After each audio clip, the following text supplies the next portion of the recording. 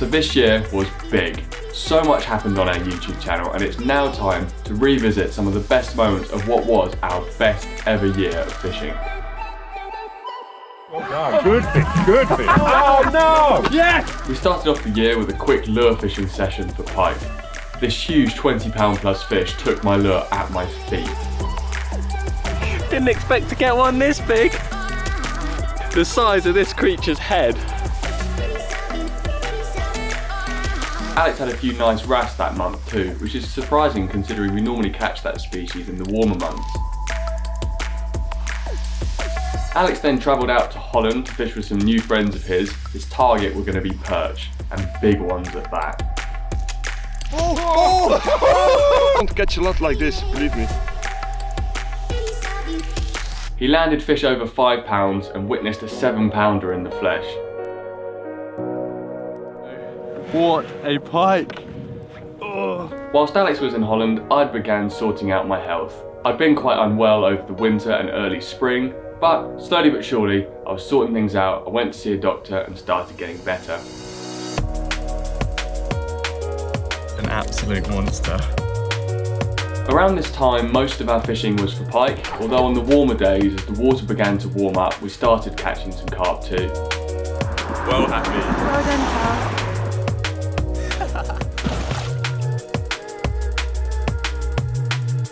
Alongside my parents, partner and brother, my good buddy Ryan was also a huge help whilst I was getting better. I fished with my friend Ryan, Who you can see just here. quite a bit this year, more so than any year before, which shows that good things can come out of bad times.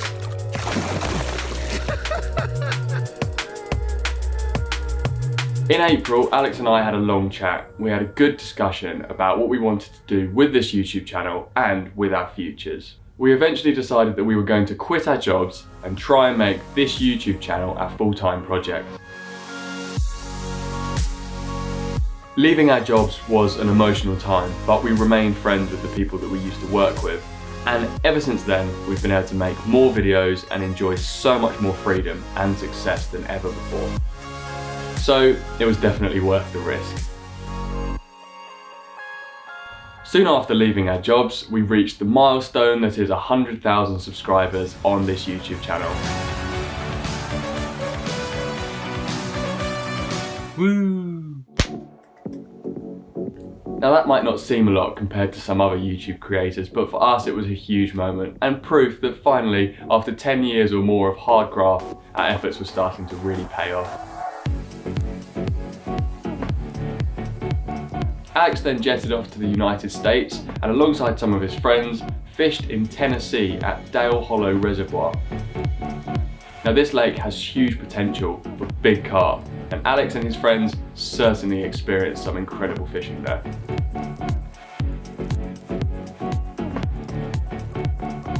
Alex landed a fish of over 40 pounds Oh my god! and his friends caught loads too.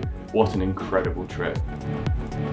It felt like no time at all before Alex and I were driving around North America and Canada on a very ambitious road trip.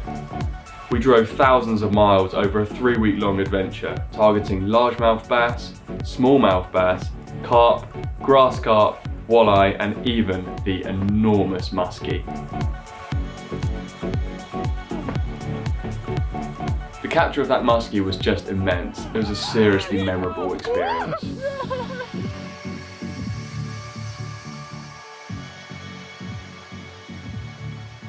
Equally memorable was the moment I nearly lost a 30-pound plus carp when my net snapped.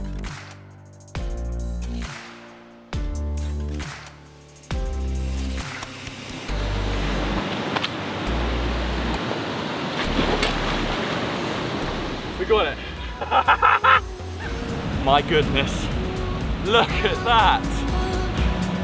Back home in England, we tried to catch fish blindfolded, which was absolutely hilarious. What was that? Oh! What? Oh! Hit me in the face! Oh! But it also had a serious aspect, and we tried to raise some awareness for a guide dogs charity. Alex then went to Scotland on an adventure with his friends. We did quite a lot of sea fishing, and then we got stuck into some carp fishing on our local river. A little later on in the river season, I fished for barbel with Omi and I was glad to help her catch her first ever one.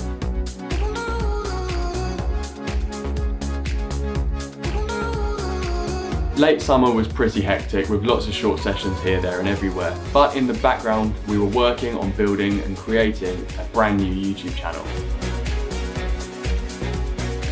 We built a studio, set up a huge fish tank and began producing instructional content for our new channel called Fishing Tutorials.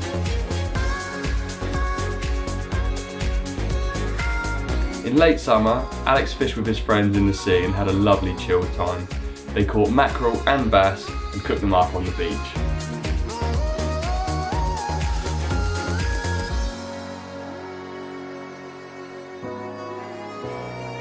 The bass that he caught were kind of small though, and he set himself a challenge to try and catch a much bigger one.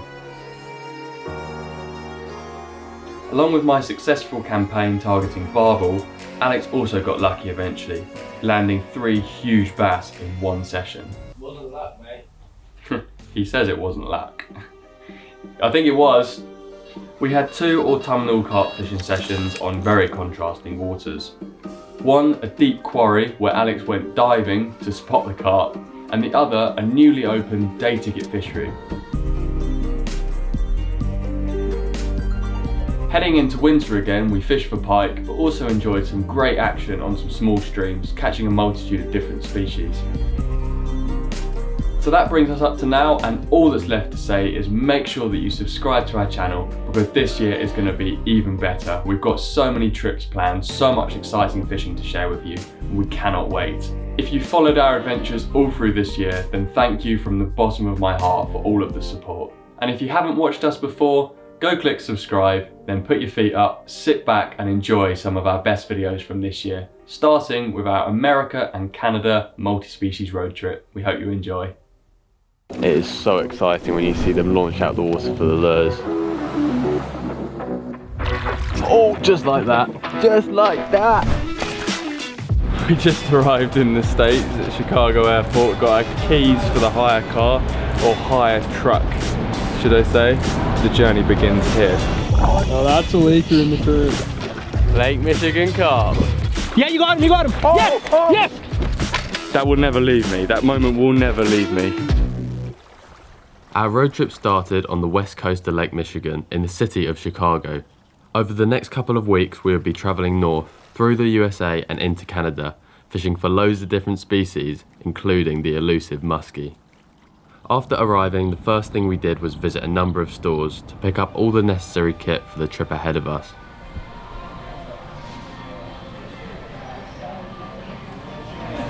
That's the one.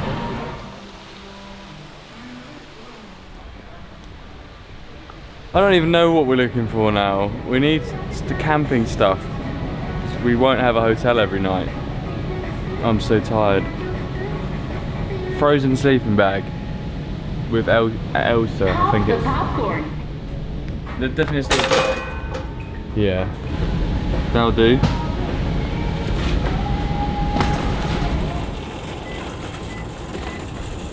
There we go. Oh dear. Preparing ourselves ready for 3 weeks on the road. It's got to be done properly. Some things you just need. Conclusion of day 1, we arrived in the States. We bought the stuff we require for our camping and fishing, but for the first night we need some good sleep, so we've booked up a hotel. Hotel is 3 hours away in the direction of where we're going to be fishing tomorrow, so it's time to get on the road and try not to crash this enormous truck which I'm driving. But we're ready to go. Let's get to our hotel and get a good night's sleep.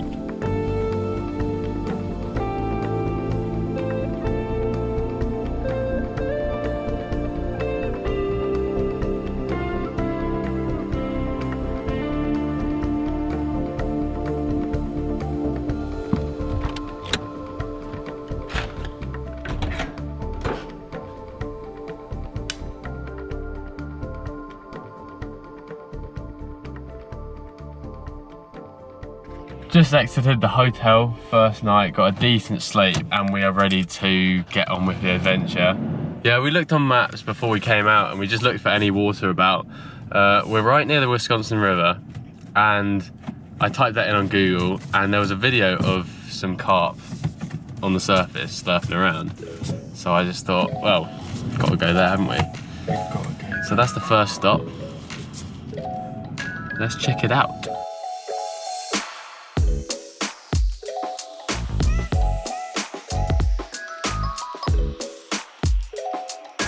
Wow, this place is mad.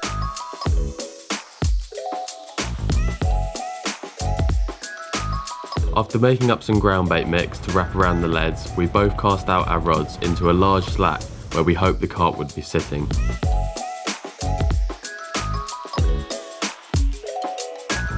It didn't take long before we started getting taps on the rod tips, and soon followed by our first bite. Yeah? Oh, it's in the snag. Fish on though.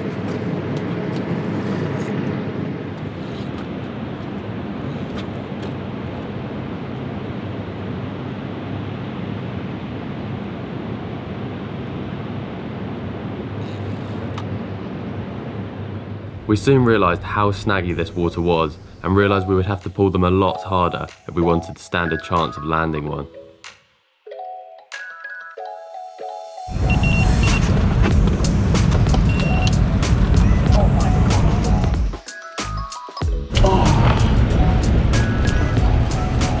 These fish, I just can't land them.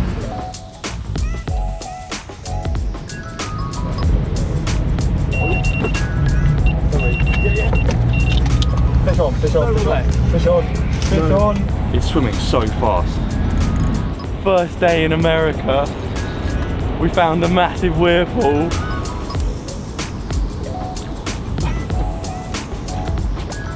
Alex has had a bass and I've had a carp. We're off to a good start. A long, lean, powerful whirlpool common, and my first bite from the United States on this particular road trip, which is going to see us fishing a lot of different places for a whole load of different species.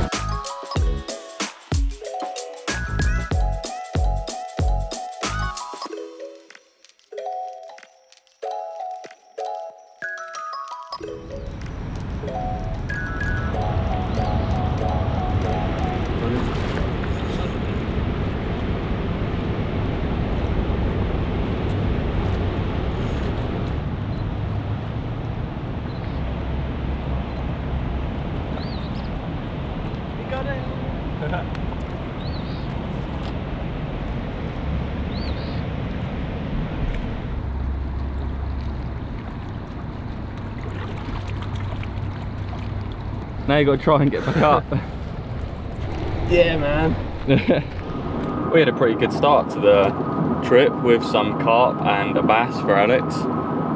Lost a couple of fish in that really deep, fast flowing, snaggy water, which is a bit of a shame, but kind of inevitable really, given how hard we had to play the fish to try and keep them out of the snags.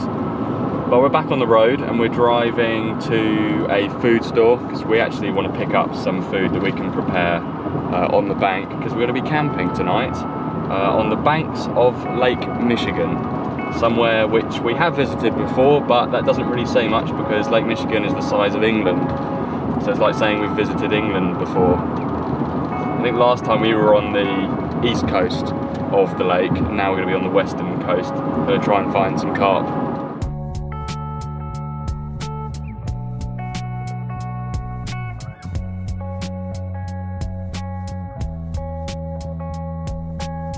This is our tent we picked up from Walmart the other day. We're going to be camping tonight, and we're going to be fishing with someone tomorrow just down the road from here, which is why we decided to pitch up here. Tent is set up, camp's ready to go before the rain is going to come later, and we thought we'd just pop over to a pond we saw on the way in. Looked pretty weedy, looked pretty bassy.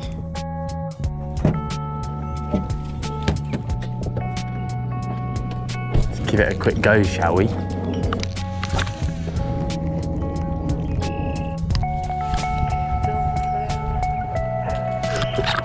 Yeah. Oh my goodness me, largemouth on. Oh no way, man. Did you see that, man? That was so cool. Hold it really fast so it looks big. Nice. Nice one. Well, I wasn't feeling too confident, but managed to catch one. Hiya. Same sort of size. On me. Wacky rigged Senko worm. Oh, look at him. Yeah. Wow, look at that. Nice job, Carlos. Alex caught one on a frog, I caught one on a worm. Pretty cool. Nice. Hey. Not a bad way to end the day. Let's go camping. We'll catch you guys in the morning. We're going to be targeting carp again, so I'm excited.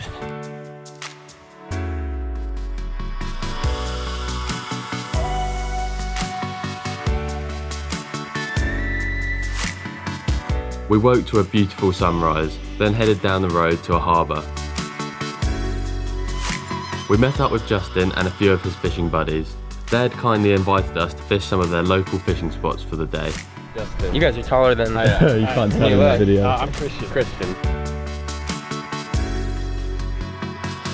We've been watching the water for the last half an hour and we've been seeing quite a few fish. At first we thought there were some big carp, but we kept on watching them, and as they got closer we realised they're actually giant salmon or trout. But we have also seen a couple of commons drift really close into our margin, which has given us confidence that there are fish here. So yeah, we're going to get some rods out and give it a go.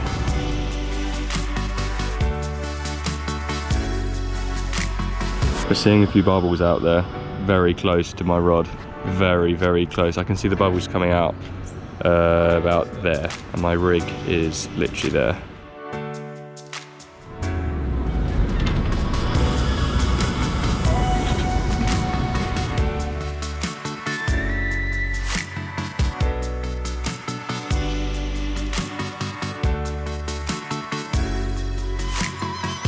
Never mind. Apparently not allowed to fish there. Must have just became private yesterday.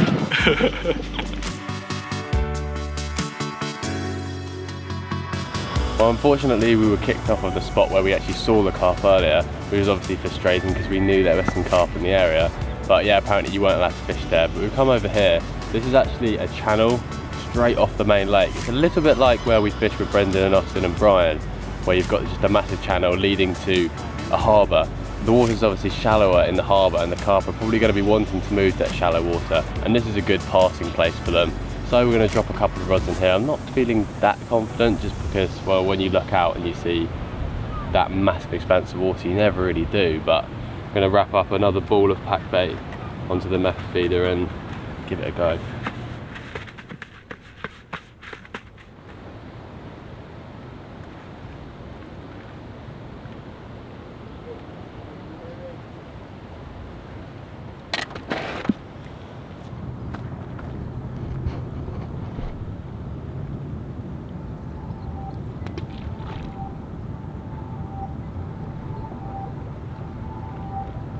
Just water. Did they really sell me a whole bucket full of water?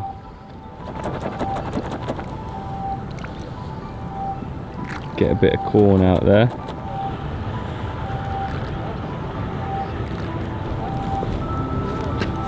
It's the biggest tin in the world.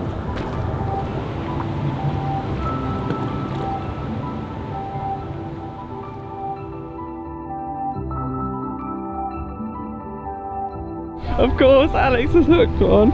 Lake Michigan carp. Oh my god! Oh, this is getting stupid now. This is getting. Oh, he's got a wet foot. It looks big. Yeah, it looks like a good one. That looked like a nice I've never fish. seen a run like that here before. I have not seen a run like that in my life. We hooked this fish like 200 yards back down there.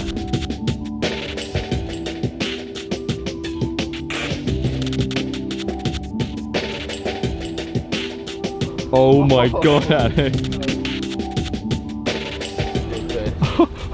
Oh. Yes. Yes. Yes. Yeah, that's a nice one. That is a nice Oh man. Well, we didn't have any luck in the harbour over there, but we moved into this channel, dropped a few rods out, only like a rod length out, the method feeders, and within about an hour had this one. Touching around 30, I reckon. This is an absolute beast, and the fight was just unbelievable. We probably stripped like 100, 150 yards of line right down the margin. But yeah, we managed to get it in the net. And thanks to these boys for taking us here and showing us the spot. Couldn't have done it without them. What a carp from Lake Michigan. Wow. Straight back down. You're fishing a 13 million acre lake in the first bite, it's like 30 pounds. That shouldn't be allowed.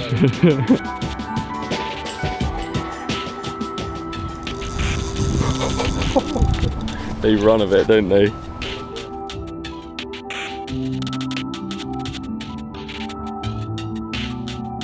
Yeah. Oh, nice fish right there. Probably around 12 pounds. Beautiful.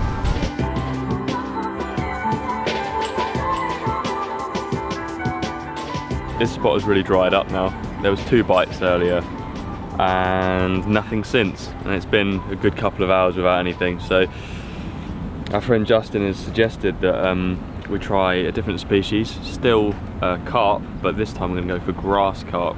He knows of a lake not too far away where there are some grass carp. However, whether or not we catch one, don't really know. They have been known to take bread off the surface. So that might give us a chance to do some stalking, but we'll go over there and find out.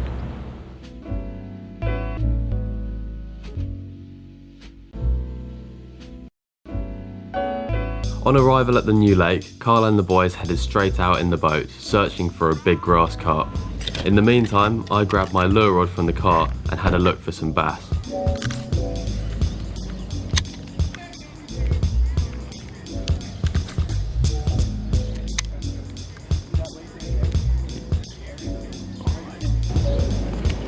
Oh, yeah. Oh man, that was insane. Insane, dude. Lift it in. Oh, there's nothing better than catching a bass on a frog. Oh, yes. That was just so cool. Sweet. That was so sweet. They explode on it like nothing else. Whilst I was catching a few bass, Carl was hooked into something a lot bigger. Oh my goodness. Oh. My hook. Oh. Ah! What the? Oh, I've caught the most mutant carp in the world. You want to take her to shore? Oh my. Take her to shore. Just the oldest. That is terrifying. How big is it? That's like 40 pounds. Yeah. Oh my god. What just happened? Whoa! Look at that. Oh my goodness, this is the biggest grass carp I might ever catch. And it's the weirdest creature I've ever seen. It's so heavy. Alright, I'm gonna let it go. Look at the wrist of its tail. Whoa. Giant mutant grass carp like bread, that's for certain. After the hectic grass carp action, the boys grabbed us some much needed food and drinks, and for the rest of the afternoon we sat back, relaxed, and even managed a few more commons before the day was up. Well, hey, massive fins, I reckon he's male.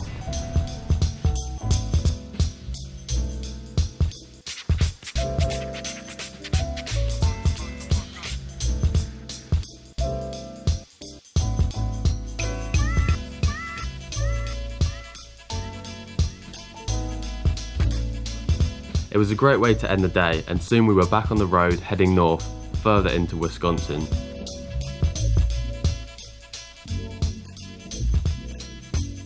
We stopped at a hotel to grab some rest before another day on the water, targeting a few more new species. Good, how about you? Good. Good to meet you, man. Tanner, I'm Alex. Nice to meet you. holes over there. Cool. Still getting stuff unpacked. What's the plan then? We'll just bring our stuff down here and load the boat up. Nice boat. Well, we've just arrived at the boat launch, and today we're going to be fishing with a guy called Tanner. Now, he lives around here and he fishes this lake and a few other lakes in this area. He said he'd take us out and fish for some bass.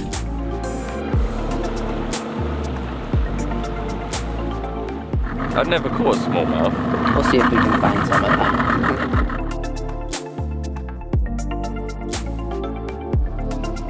Oh yeah. Oh. Yep, fish on. Oh. Yeah, my first fish of the day. Nice smallmouth. Oh, I love their eyes. Red eyes. Yeah, they're so cool.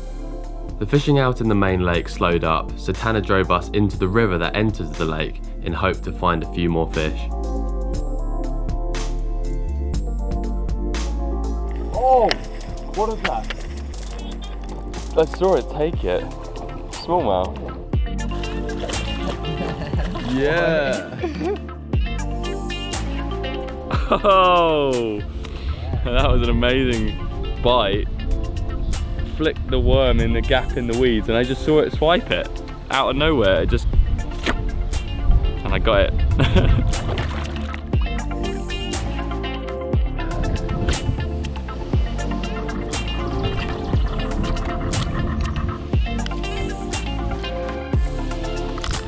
Like that. oh, darn it. Brown bass. Oh, what? That's my first ever rock bass. See the red eye? They are a cool looking fish. Oh, it's a sheep's head. sheephead. What?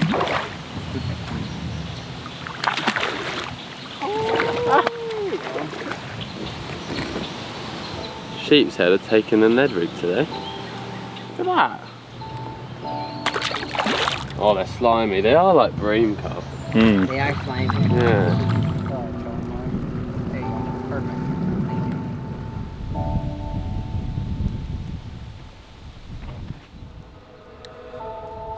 Thank you. That's a good smallmouth. Yes. That's a nice one. That's one we're looking for. Finally got ourselves a nice bass. And it's a smallmouth as well. That means we've had like 4 different species today.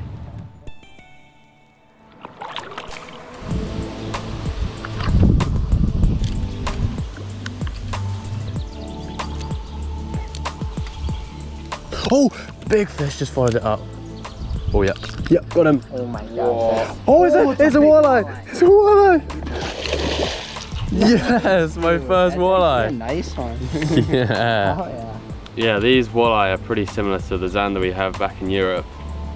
But I took the Ned rig. It's been a proper multi-species day today. Rock bass, pike, largemouth, smallmouth, and now a walleye. Nice. That dock's had loads of fish under it. The other time I just reeled in. Oh, double. Smallmouth, double. Oh, wow. 2 brown ones. Look at that. They always splash you. That is my first ever walleye. Walleye. On a wacky rig. Not to be confused with Wally, who's a Pixar character. Look at that. Now, it's been really interesting today because we fished 5 or 6 different spots, which didn't actually do very many bites.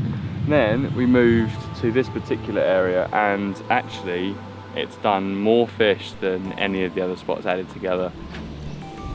Yep. Oh, there's another nice smallmouth. Oh, and he's flying. Oh, yes. They are such awesome fish to catch. We fished the same spot until the bites dried up, then headed to an extremely weedy area of the river in hope to end the day fishing for bass on topwater frogs. Yep. Oh. No.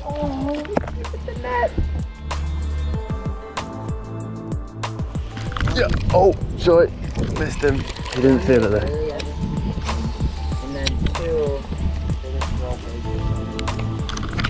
Got him. Got him.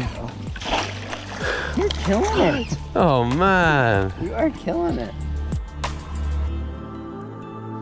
I'm jealous right now. I want to catch a frogfish.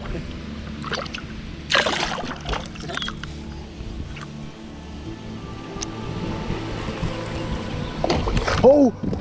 Oh, I was reading it. Right. He was just had it just there. Big one. But I was reading it really fast up to the surface.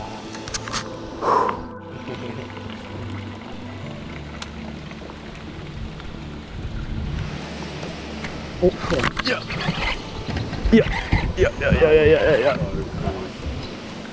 Oh yes. Oh yes! What a way to end the day, man! Boy, dude, that's what awesome. a way to end the day!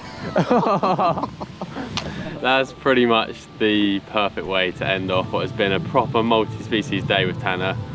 We've had loads of different species, we've fished loads of different bits of water, and we've caught some very nice fish. And to end it on this fish which smashed into a frog, couldn't get any better. Thanks Tanner for taking us out. Absolutely, guys. It's been a good day. Been a very good day. Although the water seemed pretty calm where we were fishing, out on the main lake it was like the ocean, and getting back to the boat launch was a little bit of a struggle.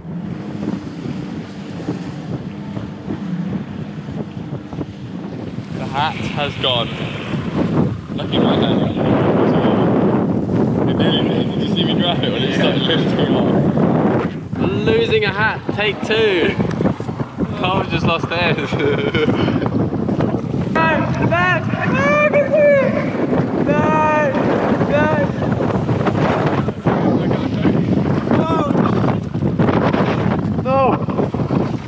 See it or no? It's going down, it's going down.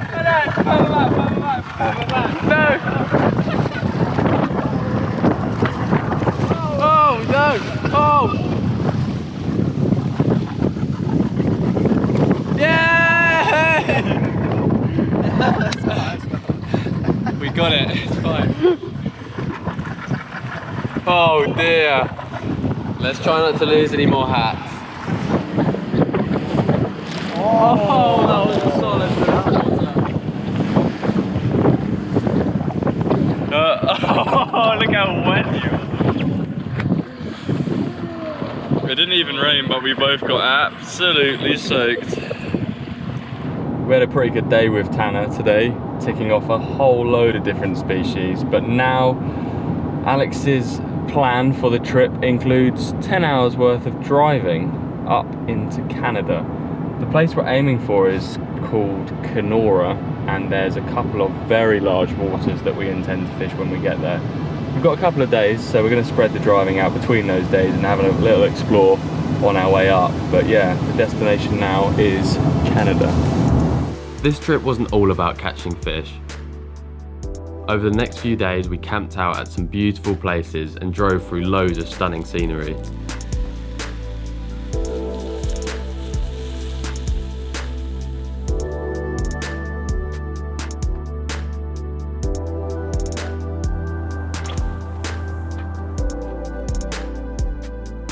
Oh yeah. Yep. Enjoying a bit of largemouth action this evening on the Ned rig, where we decided to pitch up the tent for the night.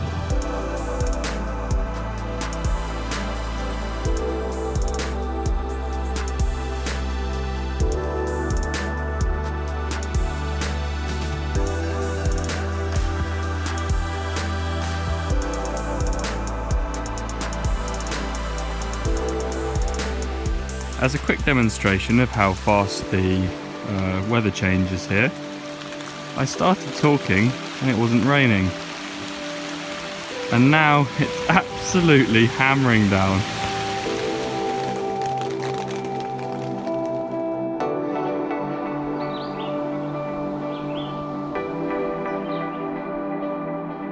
3 days later and we were finally crossing the Canadian border. The next stop was Lake of the Woods.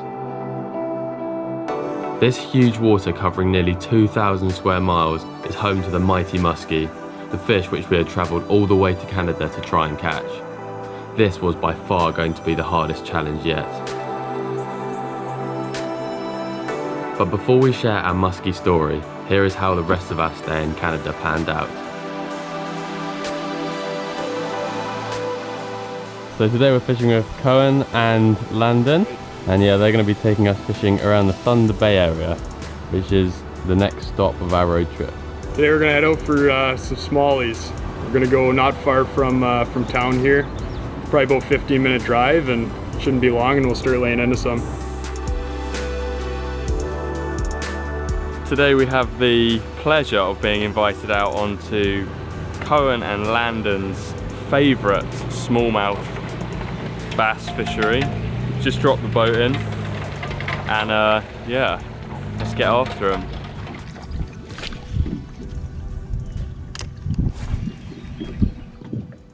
Oh. Oh! Yeah!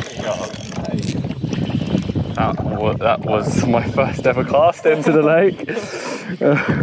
Whoa, wow, they jump. That was ridiculously quick. That's my first smallmouth from this leg of the journey. Look at that. Beautiful colours on these ones, isn't there? Yeah, they're nice. Nice and green. Yeah, cool.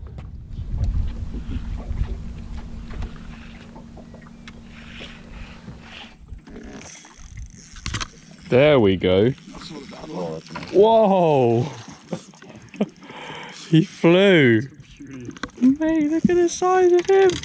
Wow. There we go, it's about 10 minutes in. Been picking a few up. This is one of the nicer ones so far. Should be one of many. So we're just gonna keep working the shoreline and see what happens. Bottom baits like Ned rigs and tube jigs, stuff that'll get down and look like a crayfish in the rocks kind of deal. But later in this evening, when it's a bit lower light, I guess, we'll get a good topwater bite hopefully.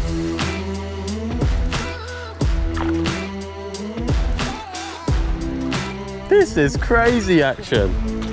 We got one here as well. Don up here.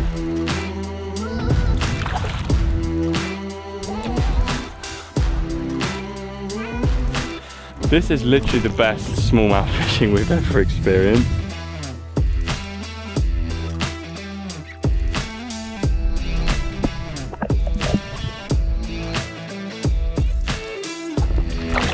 Double up. Look at that. That is a quality smallmouth. And we're getting loads of them like this. So much fun.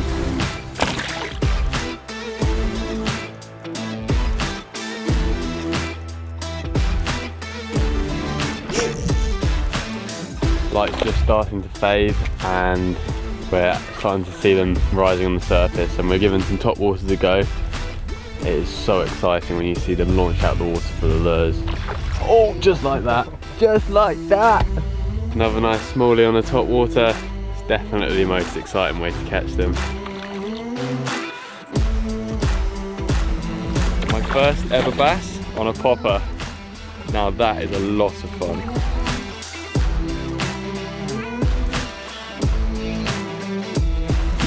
We got 2 bass on one top water.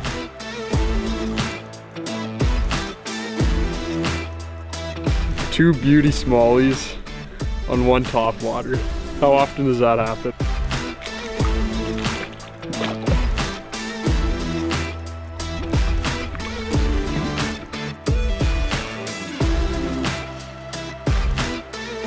Yeah! If you're tired of buying Oreos, get these. Great value, chocolate and vanilla, cream, choco, vanilla. Oh, actually no, that's the French version, isn't it? Sorry. Like the most amount of fish we've ever caught in a day, I think. That's the result of a few hours incredible smallmouth fishing, thanks to these guys for putting us on the spot. But it's been like one a chuck. It has been crazy.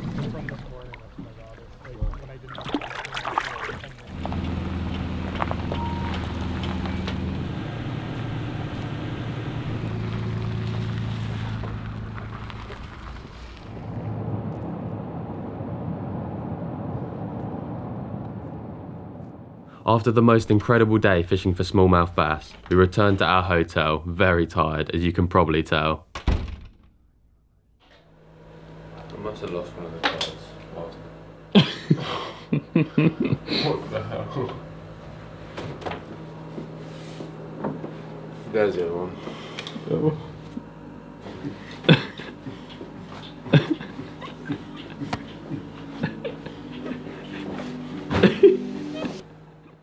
But after a good night's sleep, we were ready to tackle another day on the water. This time we were after 2 new species of trout that we had never caught before.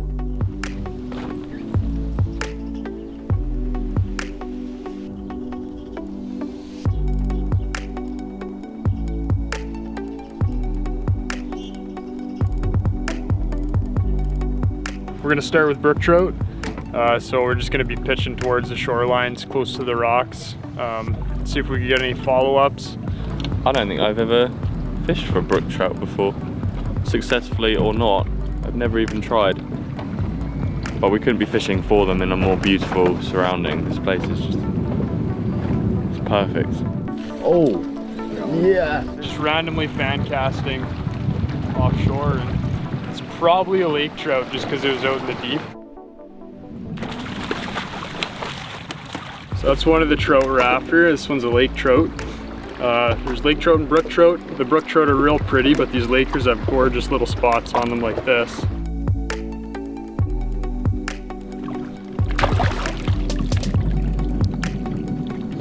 Sweet.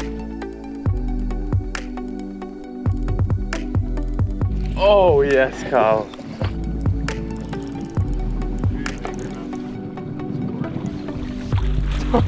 First lake trout ever.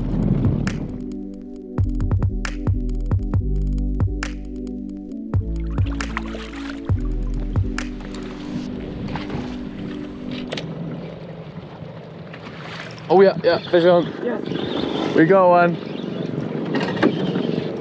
Is it a brookie? It's a brookie. Oh my god, it is.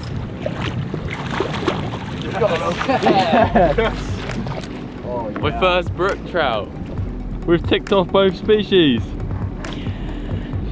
That was my first ever brook trout. Ticked off 2 new species today. Carl had a laker, I just had a brook trout. Nice.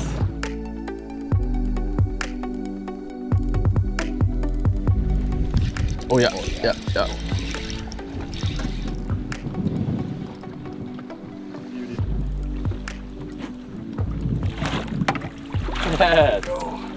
Nice.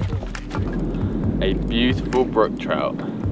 The markings are just so incredible. What are you guys looking for?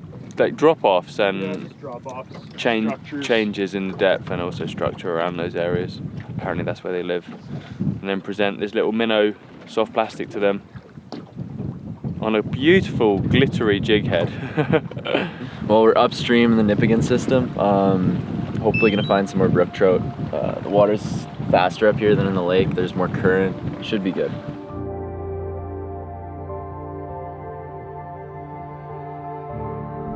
Hey, we got another one.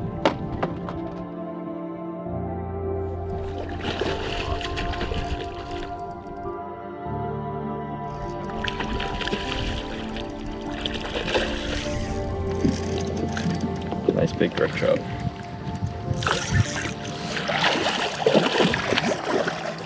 Beautiful. Yeah. Yes.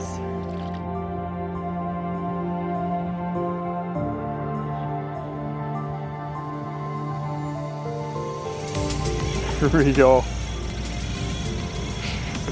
Now that's a laker in the current. That's wild.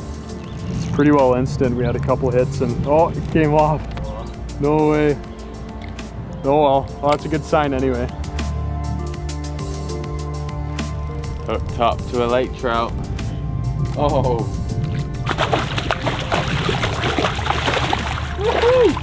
That's a chunk of a lake trout.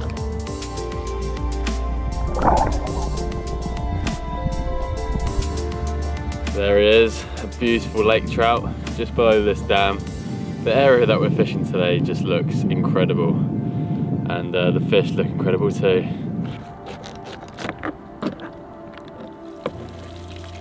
Lake trout's a great fish to eat and great to catch as well, so we're doing it all today. Fish and chips.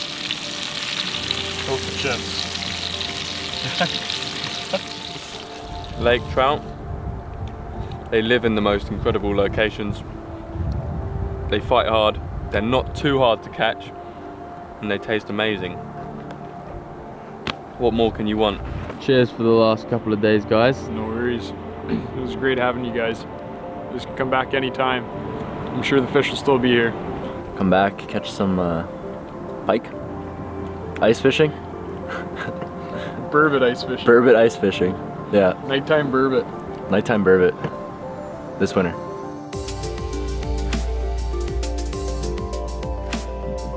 Nice one, guys. Have a Thank good you. one. Thanks so much. At this point in the road trip, it was time to start heading back down south. But let's rewind a few days to the fishing we experienced on Lake of the Woods, as this was truly something special.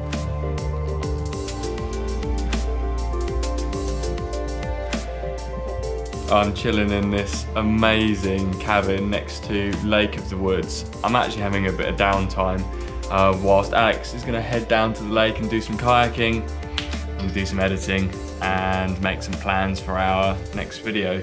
I'm going to jump on a kayak, grab some rods, try and catch some fish.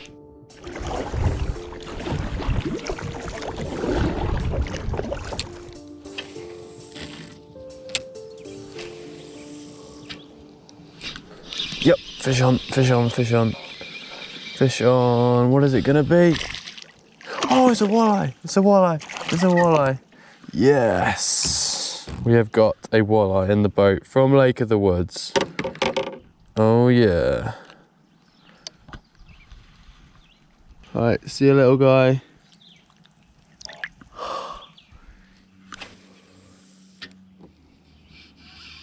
Oh yeah, there's a fish on. I didn't even realise it. Oh my god, it's a perch, it's a perch. New species ticked off as well. This is a yellow perch. A little different from the ones we have in Europe. Oh my god, there's a beaver. I think it's a beaver. Something. Looks like a beaver. Or an otter, I don't know. Oh my god, it just freaked out. I think it just saw me.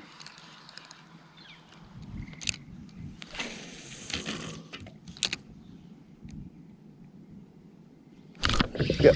Oh, it took on the drop. Oh, what is this? Feels a little bit different. What's it gonna be? What's it gonna be? Oh, it's pulling me. It's pulling me. Oh, it's a little pike. It's a little pike and it's going crazy. It's a northern pike.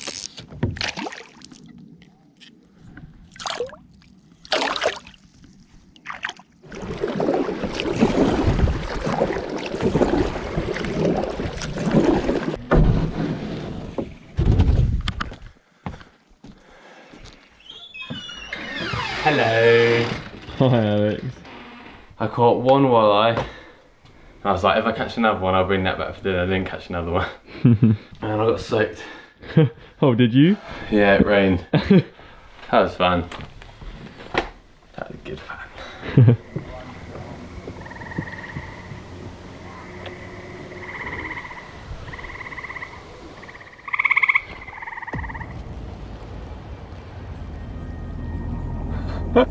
What is it? Is that chipmunk? I think so. Just leaving the place that we stayed last night. Definitely the most amazing place we've stayed at so far. It's beautiful. This place is so nice. Alex caught some fish off the kayak. I just spotted a chipmunk and got some editing done and had a good night's sleep. So that means I'm full of energy, ready for today's musky mission. Muskie, the fish of 10,000 casts. Attempting to catch one was the main reason we had travelled into Canada, and seeing as this was going to be a big challenge, we were grateful for a helping hand from Jay Siemens, an experienced angler from this area. Step inside, hop in. We're going to be catching monsters today. We've got big expectations. Now, are we fishing for sharks or freshwater fish here? That's ridiculous. Today's an exciting day because we're fishing for muskie, a species that I have actually wanted to catch for a long time and never really had the opportunity, but today is our chance. Just got to hope that we can make the most of it. 40 minutes of flat out driving, getting crashed by waves, and we are now arrived at the first location, which is pretty much in the middle of nowhere. Muskie guys are nuts about sharp hooks because you might get one chance. I keep the drag pretty much cranked as tight as I can. This is 80 or 100 pound braid. You're not gonna snap it. You're not gonna snap it. The worst thing that would happen would be like something fails over there, but like that's why you fish with such heavy gear. Every cast, I'm gonna reel it all the way to the leader, and then I'm just gonna do I do a big circle.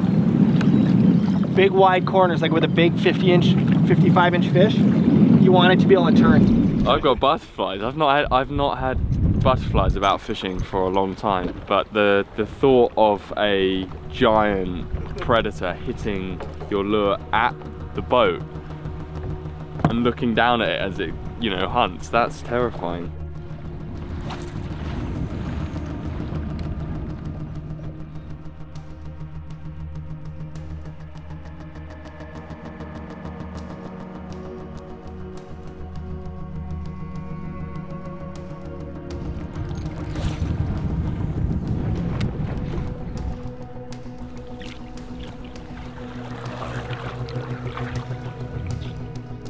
We have made 10,000. not quite 10,000 casts, but getting there. And no sign of a muskie yet. Not even muskies in this lake.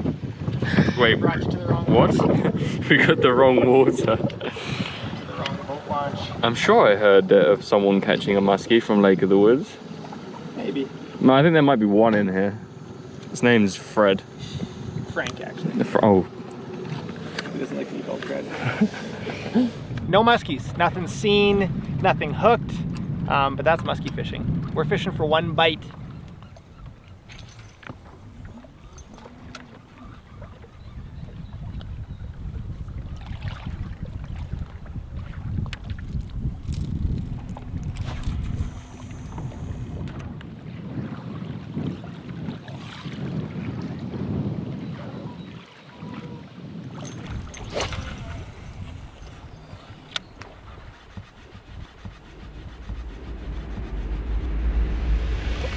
Holy, it's huge.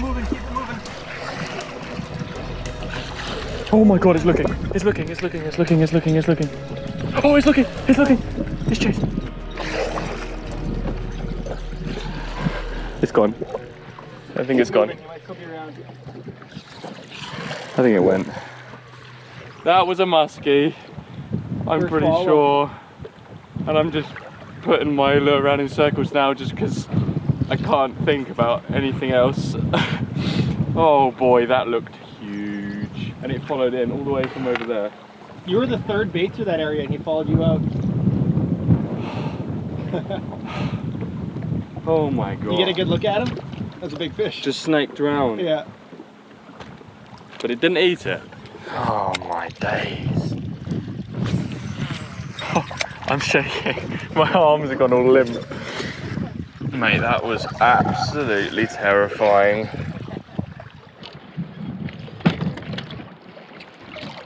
We're halfway through, right? Ish. But the best half is yet to come. Apparently. It's been hard. We've had a couple of sightings of fish. And One verified muskie. yeah, the one that followed me in was definitely a muskie. It was a good fish. Big. But yeah. Snack time. This is an average day. You expect to catch none, and if you're lucky you catch one or two. It's kind of like carp fishing, but worse.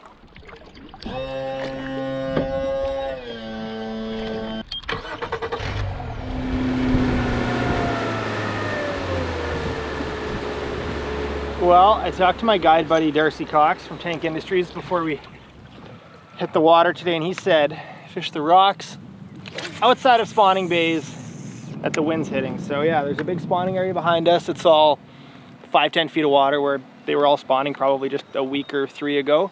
And now we're fishing these islands, these little reef structures outside. Wind's blowing out. We have like 69-degree water, so it's where the fish are starting to set up before they head to the main bigger part of the lake. And once you've kind of narrowed it down, now we're going to pick it apart.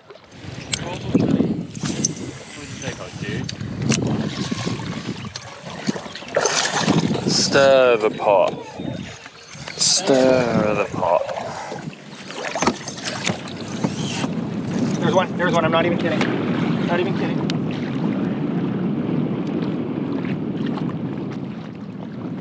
Oh, he's so low. That was like a 45 incher.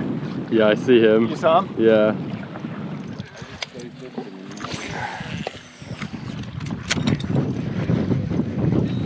Hey Carl, can you take that off? No, that stupid look on your face. Got him! You got me.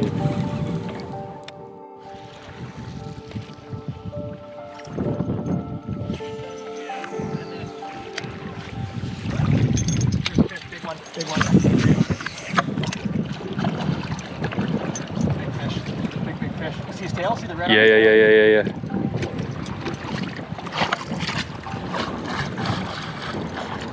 Don't let it fall. That's a big fish.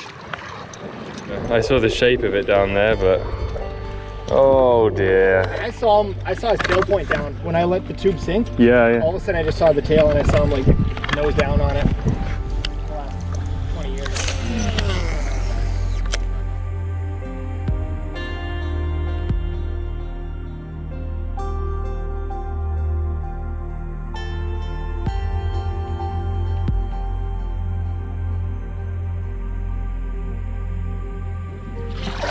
No way. Is that a bug? Or a pike? Get the net, guys. It might be a muskie. Yeah, it is, I think. No, wait. Is that our first Yeah, muskie? it's a muskie. Is that it? Yep.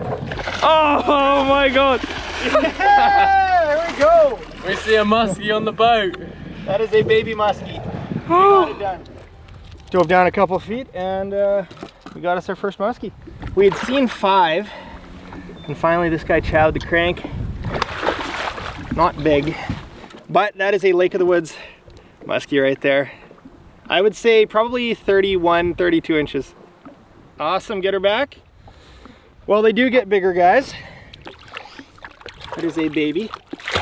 But that is the right, wow, that fish was charged up. We saw a muskie, Alex. They're real. Now we've got to catch a giant one. Welcome back to Alex and Carl Angling. We broke the muskie curse, we got a small one in the bag. But the boys aren't happy. It's just a matter of time, the sun's getting low.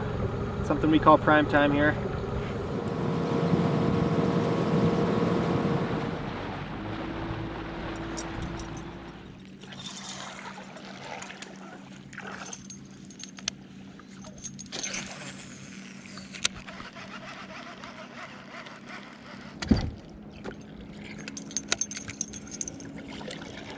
I am so glad at least just to have had a follow off of one of these big muskie, because if I hadn't have seen that, I would have just thought we were fishing for the impossible, you know, like I just fishing for something that didn't exist. We always knew that muskie were going to be the hardest species of this challenge, and today proved that. We sadly didn't manage to catch one, but Jay did pull it out the bag and managed to show us what a muskie at least looks like. It wasn't one of the huge ones like the ones that followed our lures, but it was a muskie, so we did get to see one at least. We're gonna sleep for an hour and a half and we're gonna go out again. Muskie fishing day 2 is going to be a grind, but you have to keep trying. You cannot give up.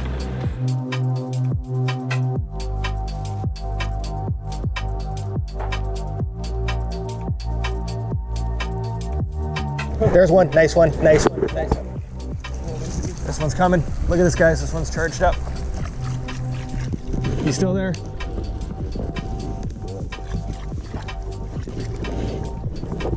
Oh, she just nipped at it. She just nipped at it. Oh, that was my chance.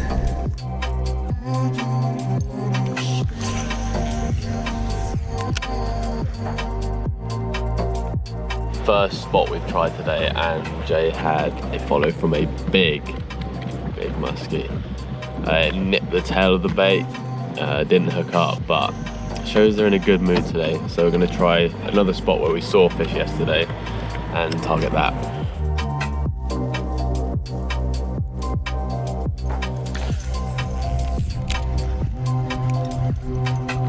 was aggressive. Oh yeah, that's a big fish. Oh my god. That one was gonna eat. It's come down. This one's gonna eat, guys. This one's gonna eat.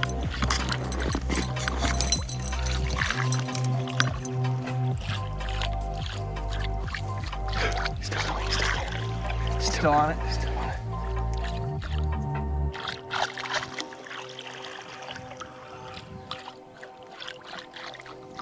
You still there? No, I haven't seen him. This is ridiculous. We're on him. They are moving. That fish was the most aggressive muskie we've seen yet.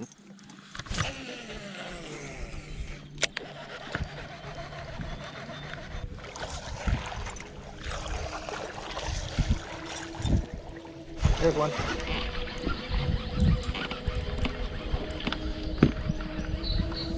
Got him. Oh!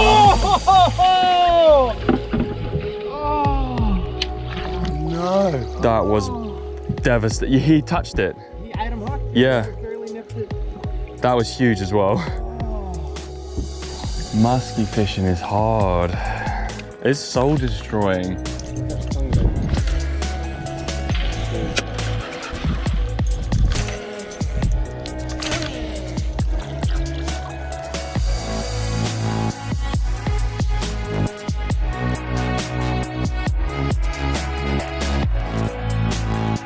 This is where my heart was broken before, and I don't want my heart broken again, so I'm not even casting here. We're letting the boys make it happen. I give Alex my crank, Carl's using a jerk bait, and we saw 2 muskies here before. And one tried to eat my bait. My heart's racing. This is the spot. There's a hungry muskie here.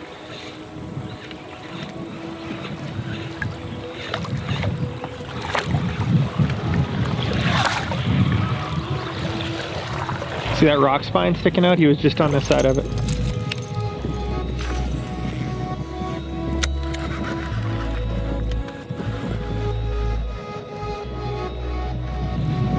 And he cast.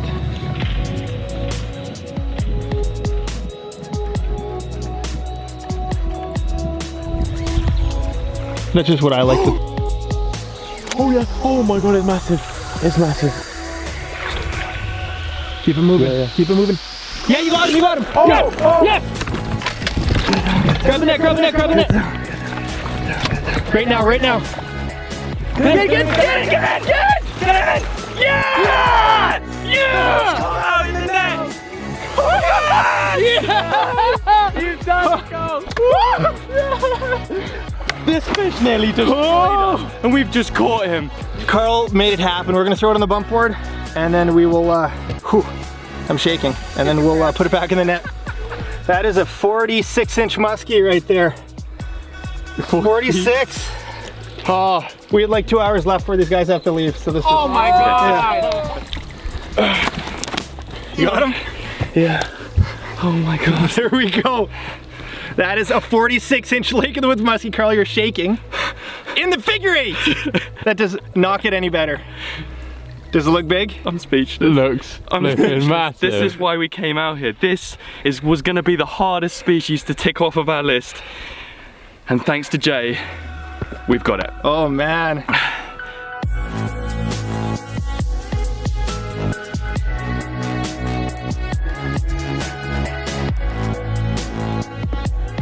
Off you go, mate. Yes. That will never leave me. That moment will never leave me.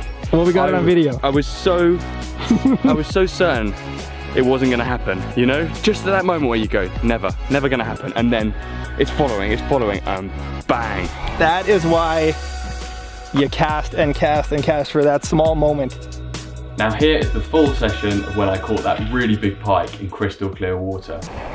I always cast like downwards and then think, I hope there's no carp anglers down there.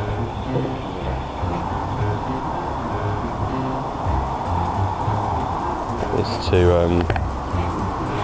too deep diving. Oh! 20 pounder!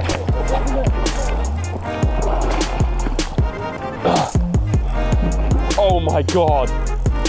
That is a big pike. It's massive! Oh my goodness. Oh my goodness. This is the biggest pike that I've ever caught from this lake. That's a good pike.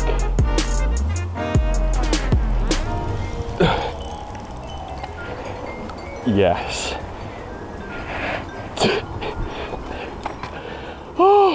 Seeing a pike hit a lure right in front of you like that and just setting the hook into it, making sure you've got it.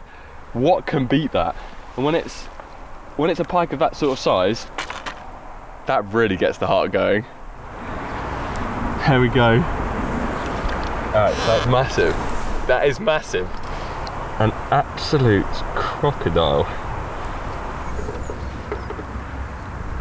Oh, that's just over 20, 21. That's your biggest pike. It's my first 20. Yeah.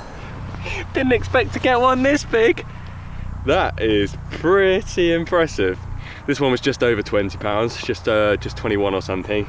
And the size of this creature's head, that's like the size of the 30 pounder that I caught, but it's just not as fat. Caught it on a lure, which makes it even more exciting. Oh, what a day, what a day.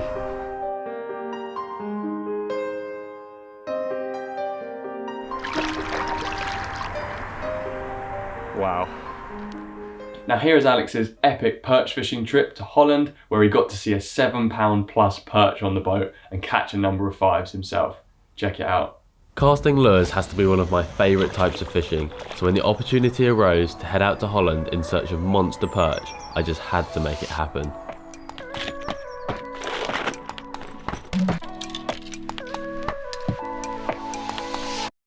I've had a long-standing personal best perch of around the 3 pound, 1.4 kilo mark, and this was my chance to beat it.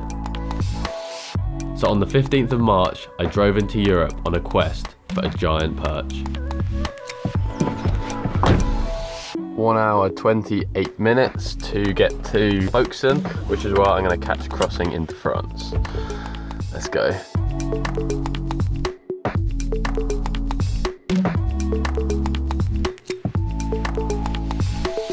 Just arrived at the Eurotunnel, which is going to take me over to France in about an hour, and then I've got, I think, 3 or 4 hours driving once I'm in France, through Belgium and into the Netherlands. Cheers, Mum, for the sandwiches.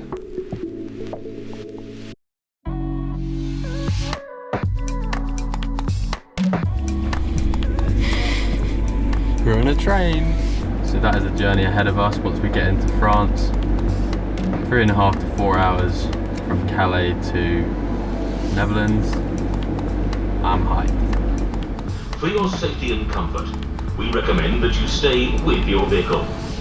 Thank you for your attention.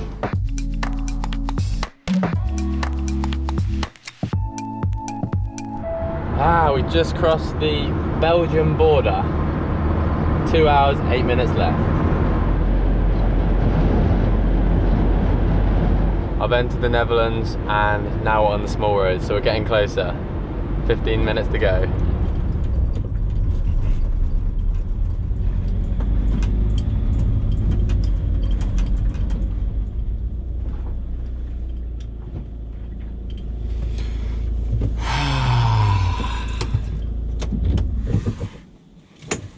That was one of the smoothest journeys I've ever had. No traffic. No problems, just straight here in probably about 5-6 hours total. So that's pretty good. How are you, man? Hello. Finally. Yeah. Nice. Jerome, yeah? Yeah, Jerome. Just met Jerome. He's got a pretty nice boat. It's way bigger than I thought it was. But that is what we're going to be fishing out of for the next few days. It's just a friendly cat. Hello. My name is Jeroen IJsens. I'm a fishing guide in Holland, and I fish mainly in the summertime I fish for sea bass, and in the wintertime I fish for perch, sander and pike. I really get a good feeling when someone catches a big perch in my boat. That's why I do it. Boat is in storage for the night, just in time because the rain's coming down now. Just in time, man. Yeah, just in time. Perfect. See you tomorrow.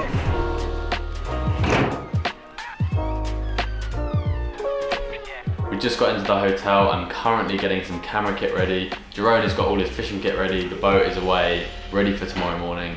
I think we're gonna skip breakfast tomorrow. We're gonna wake up super early and get out on the water.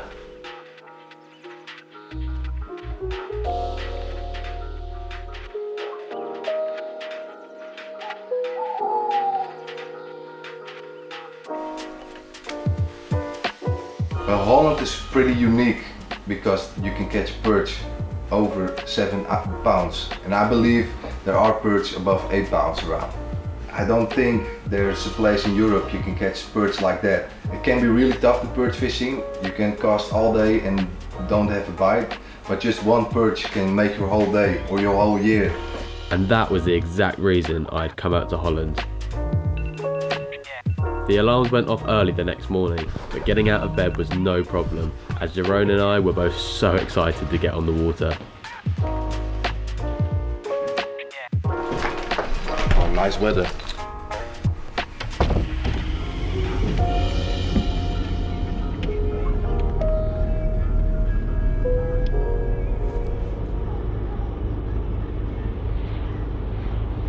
Well, the first day we were fishing a big river lake. It's a very big lake with super clear water. Last time I went there with Luke. At the end of the day we caught 6 big perch.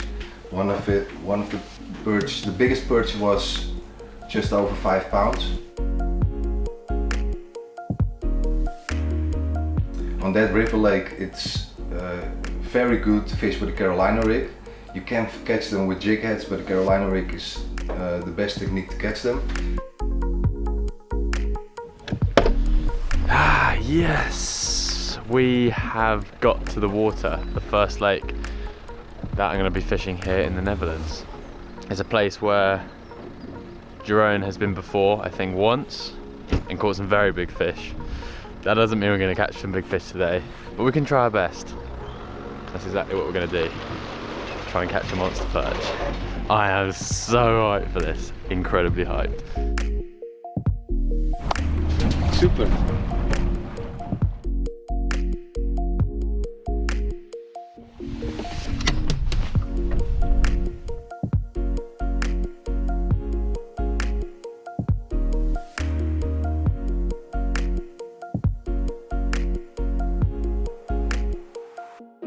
Bite, bite, bite. Oh! We got a fish on! We got a fish on! Oh, nice, man. Serious? Oh, what? It's a No, it's a pike. It's a No, I thought it was a monster perch. Oh, man. Well, it is a fish, right? The bite was exactly like a perch. So I thought it was a big perch, but it's a nice pike. Oh, we let him go. A bite is a bite, right? Exactly. Bye. Nice.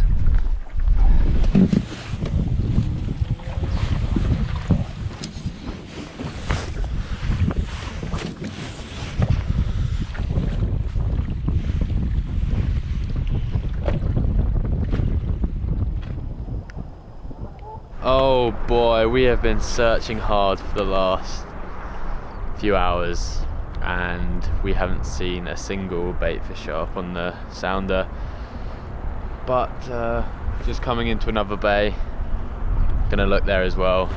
I guess that's all we can do, find some bait fish and then fish over it. But yeah, it's been tricky, very tricky today, but we are after just one massive fish.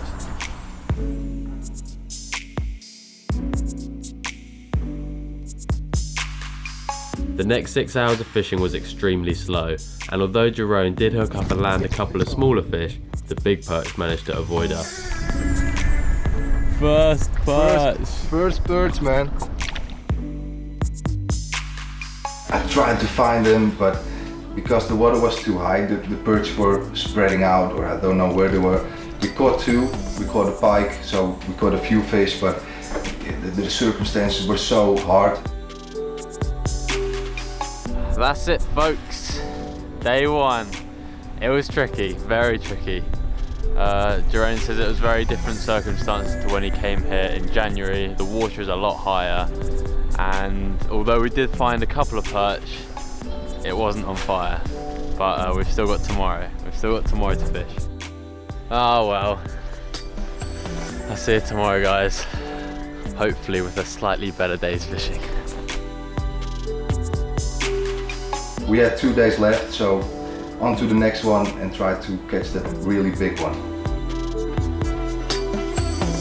On day 2 we're gonna fish with Luke Coppens. Luke became a really good friend of mine for the last year, and we're gonna fish at the Haringvliet. The Haringvliet is a big river system with the biggest perch in Holland. Hi Alex, today we are in Holland on a big lake, and today we are going to try to catch a personal best perch for you.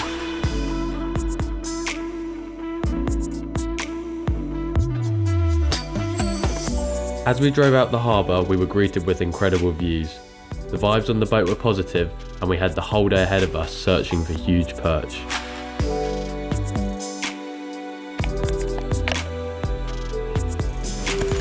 Sweet, right, first spot. First spot.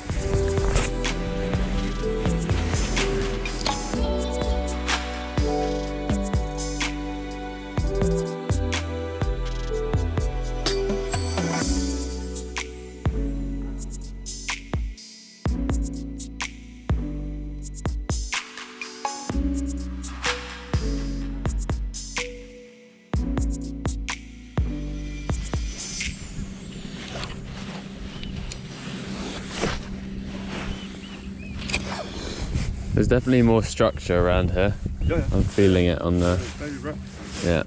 Drop off here.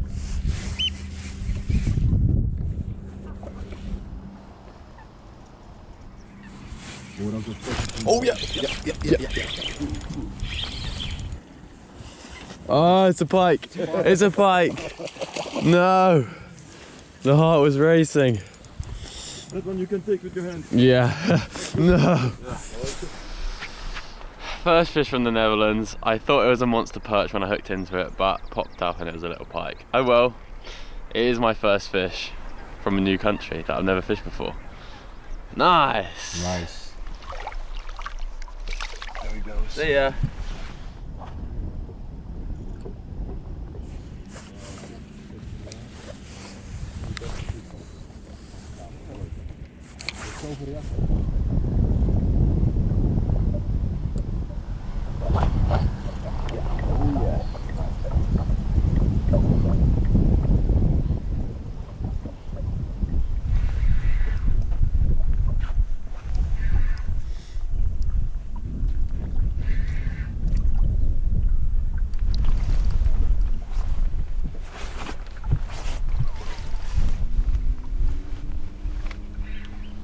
Perch, big perch, No, big perch. it's a big perch. Yeah, big perch. Nice, giant perch. Yeah! Oh, it's a monster! Big perch, hey! Super, Luke. I was afraid to say it's a perch because I was not sure, but... That I can already say is the biggest perch I've ever seen in my life. Oh my goodness. It is a giant. It's a giant. Oh my god. That's a giant. That is a giant perch. You like it? Yeah? Super fish, yeah? How much would you say that weighs? This roughly? will be a little bit more than 2 kilo, but we can weigh it if you want. Yeah? Yeah, Okay. I think it's a 2 kilo one. Oh my Put it in the net. Yeah, you just put it in with his head first. And oh guys, it's not sexy, but we normally don't weigh it. Just under 5 pounds. Yeah. Yes.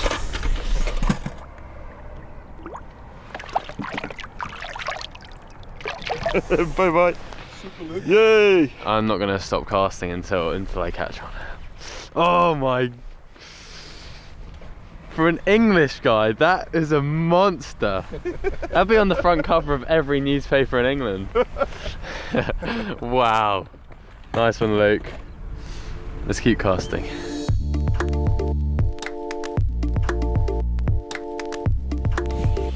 Oh yep. Oh. What? Are you kidding? It was a bream! It was a bream! What?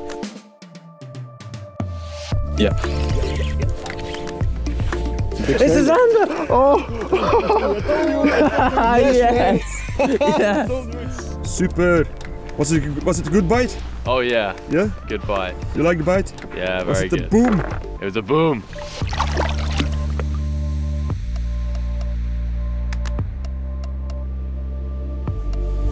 Oh!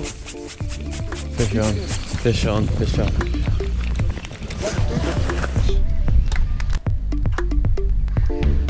This is a perch, then we have a very big one. Oh! Oh! Oh my god! I am just blown away again. Oh dear. What have you got there, Luke? I have a monster perch, and I didn't expect one like this today, but this one is 51 centimeter. And believe me, this is, if I have to estimate, 2.7, 2.8 kilo. We will put it in a weigh bag. But it's very nice fish. Did you see how strong it was? it's like a carp. They fight so hard and the bite was so hard, you cannot believe it. I'm still excited because this is for me also a big fish. Like this, you only catch a few in a year. 51, super nice fish. Very, very happy with it. This is 3 kilo 200, man. It's my biggest. 7. Oh! How many pounds? 7 pounds. 7 pounds. It is a 7 pounder. Oh, it's crazy!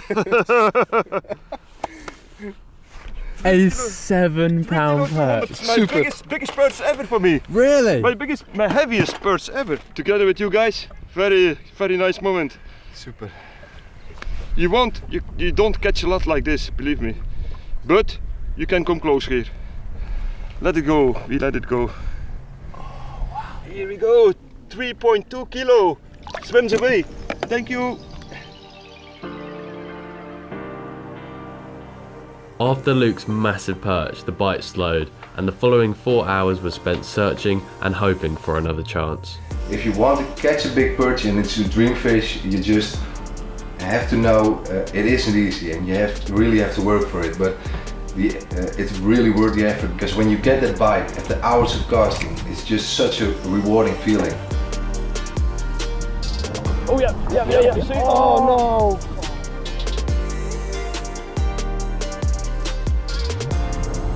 Oh, and again.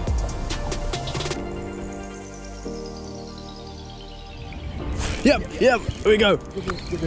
Oh! Yeah! Oh! I told you! Oh! I said it!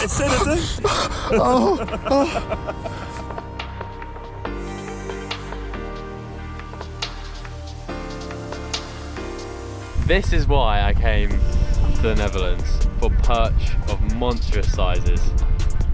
A 4 pounder. And caught on a lure, the most exciting way of fishing.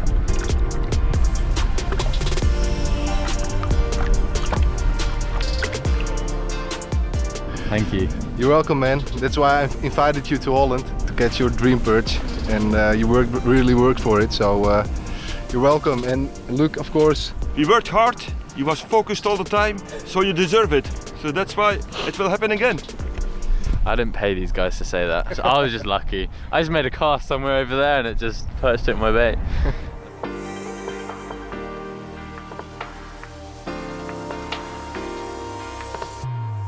Well, today we were fishing with jig heads, so it's really important to use a jig head that fits the depth, because when the jig is swimming down, you can get the strike. So it's important to fish the jig that swims as long as possible to the bottom, because then you got the strike. So you just have to fish so as realistic as possible to trick the perch.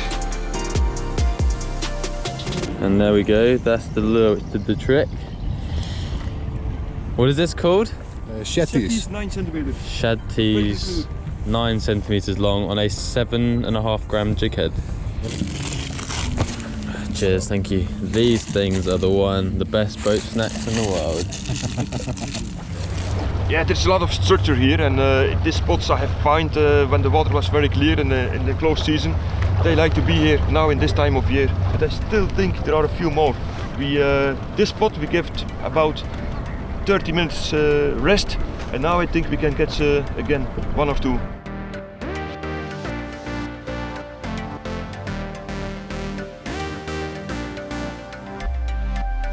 Oh yeah. Yes! Bye bye! Cool! Yeah, oh! Oh!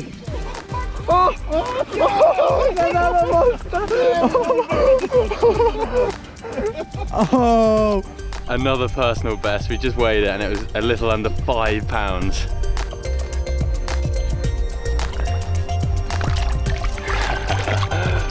Beautiful. What else is there more to say? What a day. Oh! And another bite. Jerome's in again. What a balloon! Yay! Yeah! This is big! This is big! Crazy! This is big! Crazy! What a fish! Dit is ook een hele grotere. Hey, ook een zwaarder.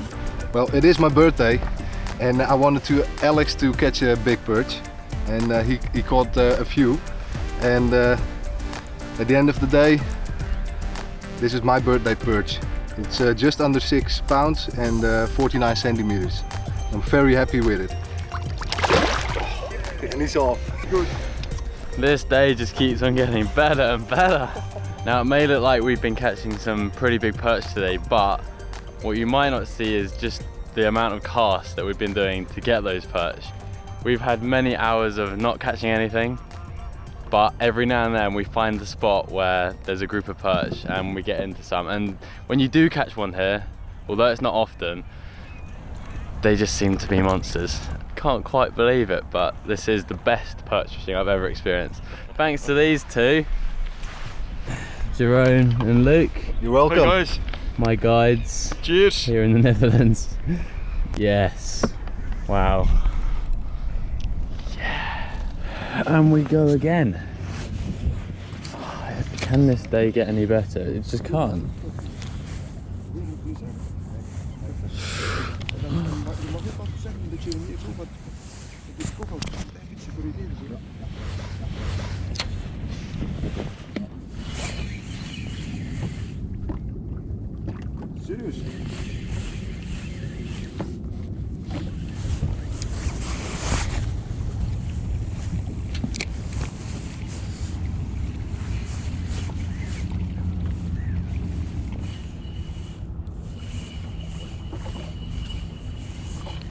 Oh, yeah.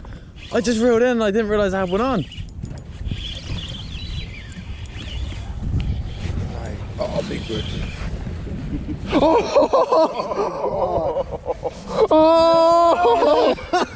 And it's another monster.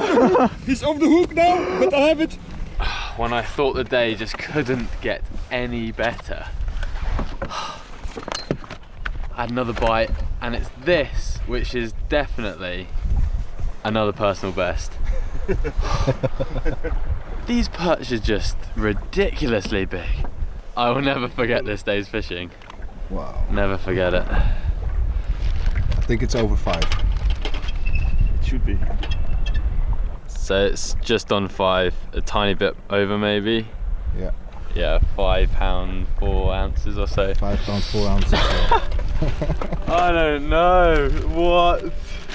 A few ounces over 5 pounds.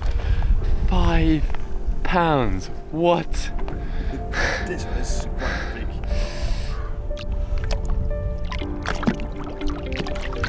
See ya. Crazy day. What? Cheers, guys. Cheers. Cheers, Alex. And that is the end of possibly one of my best days fishing I've ever had. Time to get some rest because we've still got one more day with these guys fishing. What a day. What a day. Well, I must say this is also one of my best days ever perch fishing. We caught like 10, 11 perch. A few fish above 5 pounds, a 6 pounder, a 7 pounder. You caught your personal best sander, so the perfect day. See you later, guys. I'm gonna sleep well tonight. I'm knackered. I had one more day fishing with Jerome and Luke, but after such an incredible session, I found it hard to believe the fishing could get any better.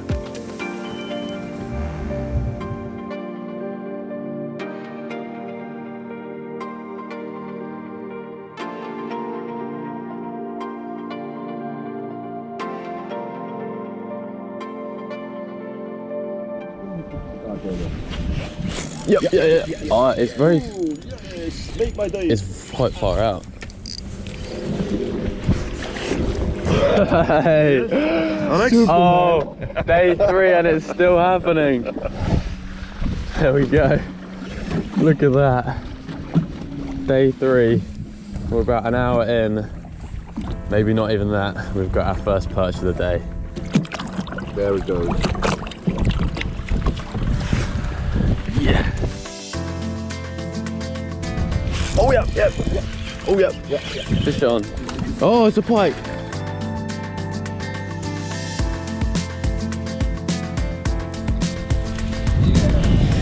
Oh, Great pike. nice pike. Good man. Good man. Look at that pike.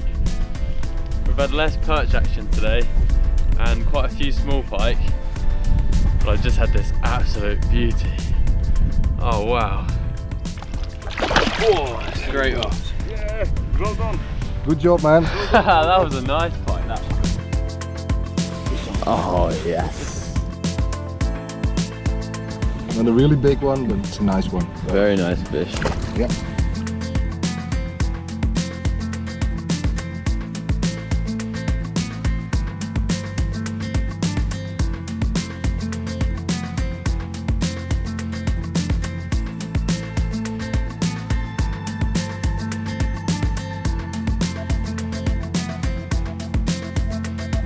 It was nearing the end of the day, but Luke had one more spot in mind to take us to.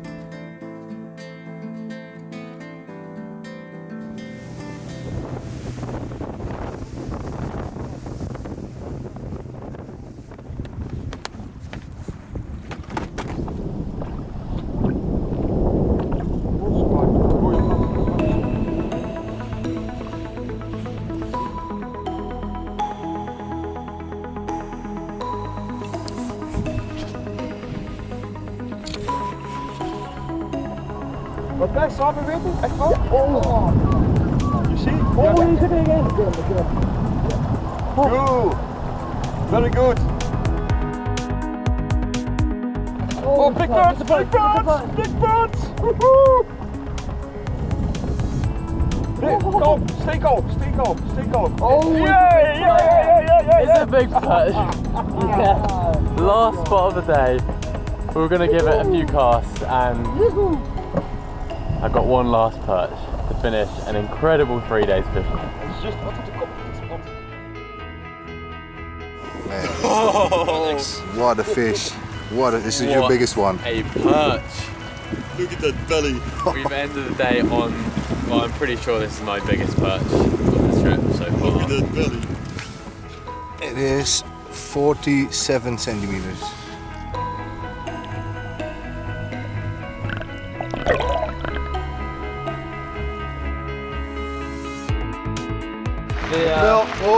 See ya, have a safe drive. What an amazing 3 days that was. I still can't believe it. I'm still left speechless by the size of some of those perch we caught. We caught nice perch, we caught nice pike, we caught nice zander. I couldn't ask for any more. But I've really got to thank Luke and Jerome for their help. I honestly could not have done it without them. Jerome actually has his own guiding service over here, so if you're interested in coming over to do some fishing, I'll leave the links to that in the description. But they were both great guides and they guided me to my personal best perch, which is why I came here in the first place. Anyway, thanks so much for watching the video. I really hope you've enjoyed. I'm actually going to be in the Netherlands for the next 4 days, so who knows what could happen. But yeah, I'm going to wrap this video up here. Thanks for watching. We'll see you in the next one coming soon. And now for our big challenge, trying to catch the giant mirror carp in our local river.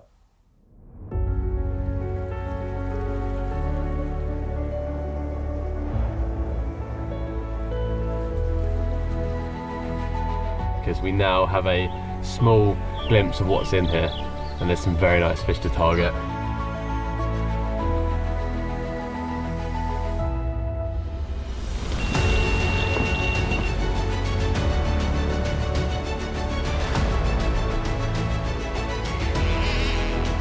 Oh, it's a big one. It's the biggest fish I've seen in the whole trip. Oh my god.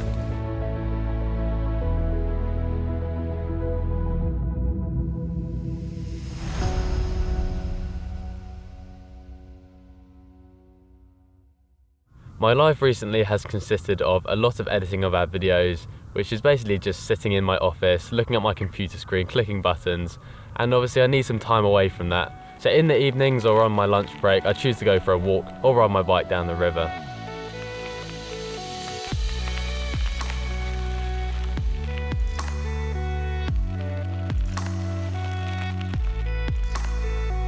I first discovered the fishing that was available on this river late on last summer. I went for a walk with a friend on a really hot day and we stumbled across some carp, and at that moment I decided I needed to give it a go.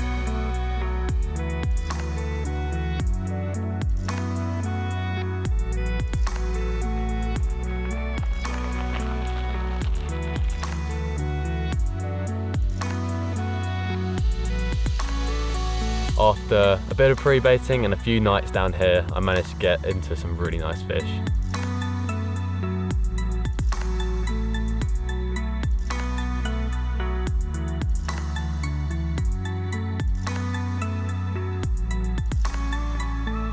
I did some more fishing throughout the autumn and winter, but on the carp front it was completely unsuccessful. I did try for pike and had some nice ones on lures, but yeah, the carp just seemed to switch off and I just couldn't find them.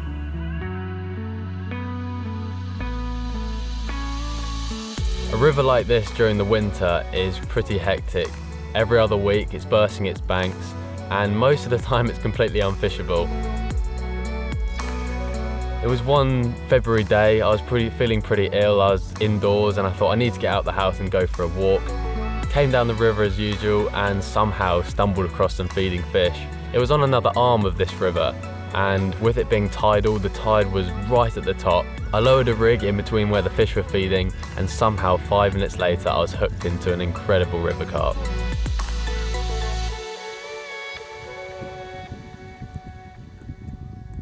Not bad for a bite in February, Alex. Nah.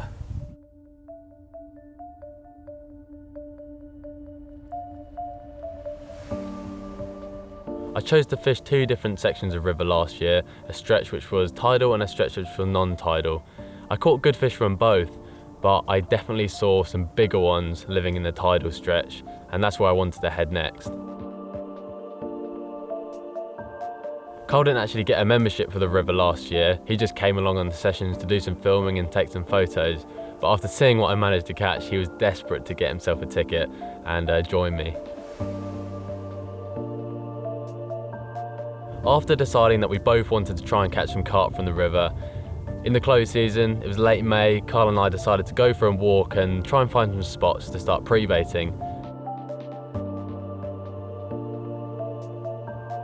This morning we've been walking the river, trying to locate areas to pre-bait, ready for our session on June 16th. I've been using a 2-ounce lead and some braid to try and locate these deeper areas, just casting it in, counting how long it takes to hit the bottom, and also dragging it back across the bottom, trying to locate any hidden snags that we wouldn't otherwise notice. This tidal area is absolutely savage. There's so many snags, so much weed, lily pads, overhanging branches, and also branches beneath the surface that it's key, before we start baiting, we actually locate what's going on beneath the surface.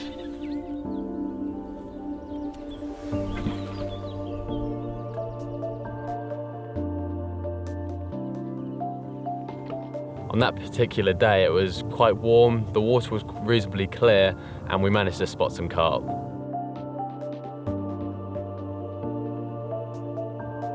Most of the fish we saw that day were just above and below a small weir. There's also a bridge which goes over the river, which means you can get a really good bird's eye view. Most of the fish we saw that day were commons between 5 and 10 pounds. There were a few a little bit bigger, but after a couple of hours of staring deep into that water, we spotted something a lot bigger than the rest, a really nice mirror.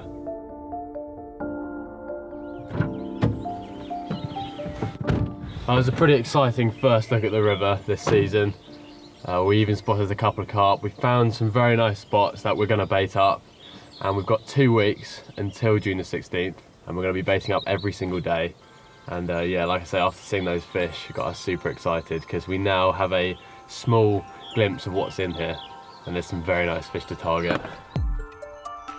River carp move around a lot. This particular stretch is miles and miles long, and that's why pre-baiting was going to be essential. We needed to get them on one specific area so that we knew we'd have a good chance on the opening day of the season. About a week ago, Carl and I came down to the river with just a leading rod and located a few areas that looked likely, a few areas that we wanted to target. And in particular, we found 3 different spots, and that's because there's going to be 3 of us fishing, me, Carl and our friend Ryan. We're all going to be down here June the 16th. But this is our first time baiting up. I'm going to do this one and then the 2 spots upstream and then head home. I've got the bait in the rucksack. Let's give these fish some munch. We decided we wanted to get down every single day to pre-bait. There were a couple of days we were busy with other stuff and didn't manage to get down, but we felt like it was important that there was always some bait there for the fish to feed on. We had decided to get our friend Ryan involved with the campaign. Him and Carl headed down to pre-bait together on a few occasions. Thank you, Ryan.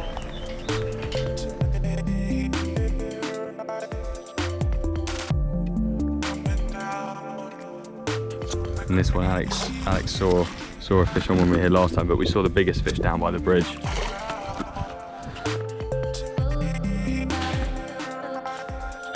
We've been baiting up the river pretty much for the last week now. Every single day we've been topping up the spots, and the way we've been doing it cost effectively has been with particle. We went online to a bulk supplier, bought a ton of dry particle, and we're boiling it up ourselves, so you get so much bait for your money. I'm just getting another lot sorted now. I'm putting the hemp into the bucket. I'll soak it overnight, covered in water, and then tomorrow I'll boil it for about an hour. Could have just left it out in the rain for the day. Because this river is tidal, twice a day the river turns back on itself and flows pretty fast. It brings a lot of weed and other debris along with it. Because of that, we decided we wanted to bait up spots very close into our near margin. We didn't want to be fishing to the far bank with lines stretching across, as that would mean getting tangled and wiped out by weed in the middle of the night. So we baited 3 spots right in the edge where we could lower them in and be sure that we wouldn't get wiped out by weed at all. On the lead up to June the 16th, the weather was really hot. We were really hoping that the fish would get spawning out of the way and all done before we actually fished on the opening day. And yeah, we were pretty lucky with that. About a week before they spawned, we saw plenty of fish spawning in and about the weeds.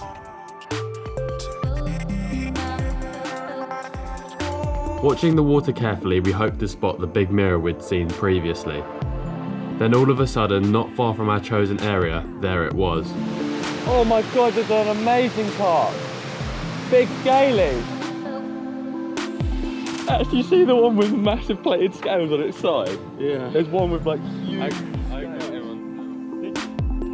With boosted confidence that spawning was going to be out the way, and the big mirror being in the vicinity, we continued with our baiting.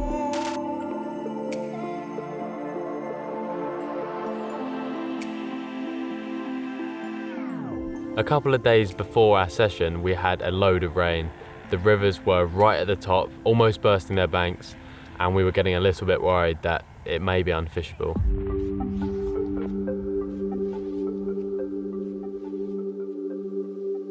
We kind of wanted to try and bait up as quietly as we could. We'd often come early in the morning or late on in the evening, and we were always wary of trying to not flatten the grass around the patches where we were baiting, just to try and make sure no one knew where we were putting in the bait.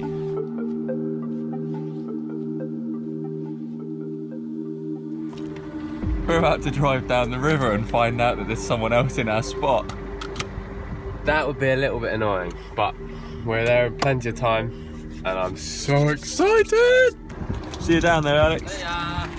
We're taking both vehicles. Alex has got to head off a couple of times, maybe to go for meetings and stuff, and I'm taking the van because it's got all the fishing stuff in it. This van I actually borrowed from a friend of mine because we left our jobs and no longer had and then so I needed to borrow a vehicle, and someone helped out immensely by lending me a van.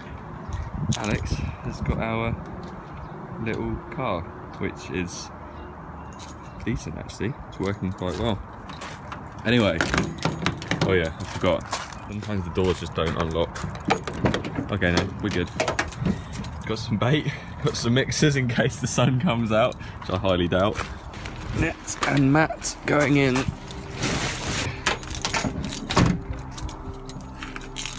All sorted now, and we're pretty much ready to get down the river. Alex has gone ahead of me. Now I'm really starting to get nervous. I'm just hoping we're the only ones in the car park. I don't think there's anyone down here.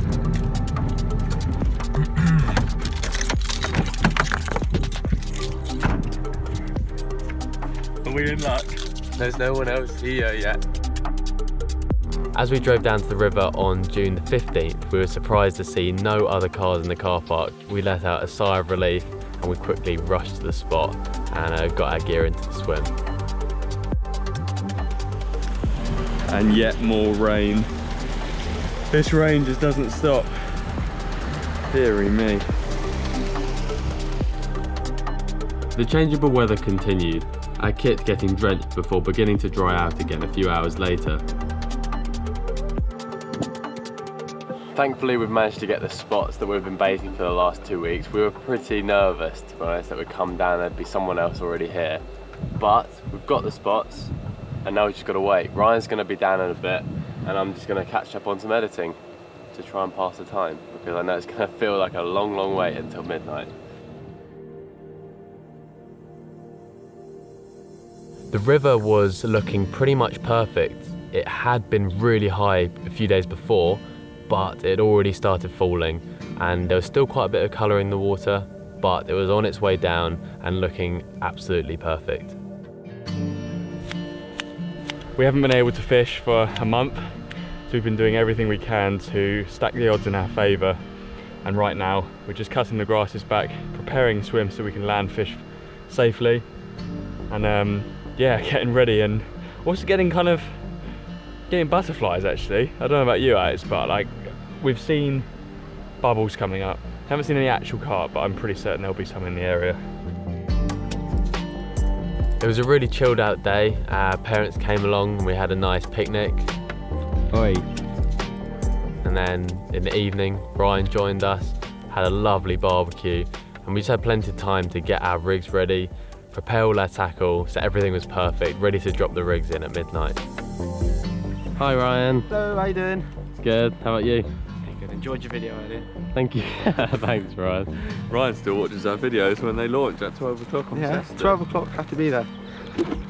That's why you were late, because you're watching one of our videos. No, I was doing some paperwork, but nice. You excited? I'm buzzing, almost did the rude word again.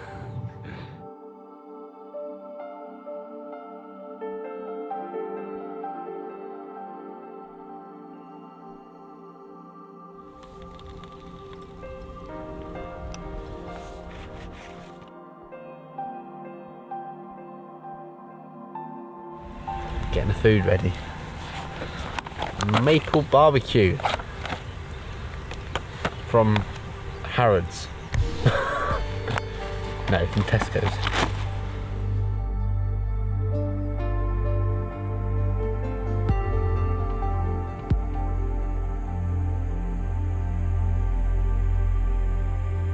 I've been watching bubbles come up on the pre-baited spots constantly ever since we got here, and they're definitely on the pre-bait on that particle we've been putting in over the last 2 weeks. However, tonight, because there are so many bream in here, I've decided to go with big hook baits, quite a large hook, because I really hope, and I don't want to get woken up by a bream and that to ruin my chances for when the carp come along. I've got a 20mm bottom bait with a 50mm pop-up, a size 6 Y-gape hook, and I'm just hoping that deters the bream. Up until the last couple of days we have been just putting out the particle.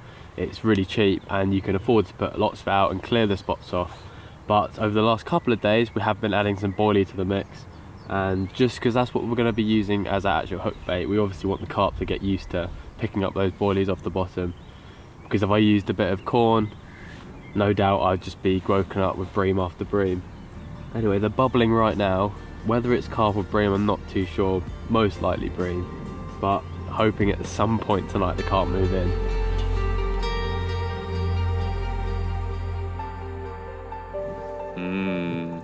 Very good, by the way, Chef Ryan. Chef Ryan has done a good job with my manky fork.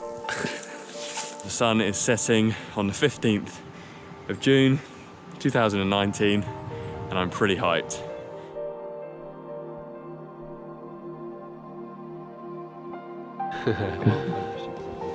That's cool. Oh, that was a carp. That was a pike, I think. No, that was a carp. It came right out. Certainly, the way it jumped. Yeah. That's right in front of my spot as well. I heard it. I reckon Ryan's going to get I might get one first, actually. That's 2 jumps. 3 jumps in the last like 20 minutes over my spots. And that was a carp. I heard it. It was do-do-do-doosh. Like it was splash, splash. Like it didn't sound massive, but it jumped. 4 or 5 pound probably. Yeah, but it jumped right out. And mate, I'll be happy with any river carp. How long to go, Alex? 5 minutes. This wait has been long. I've just been sat here, just listening out, and every now and then you hear of either a bream or a carp jumping.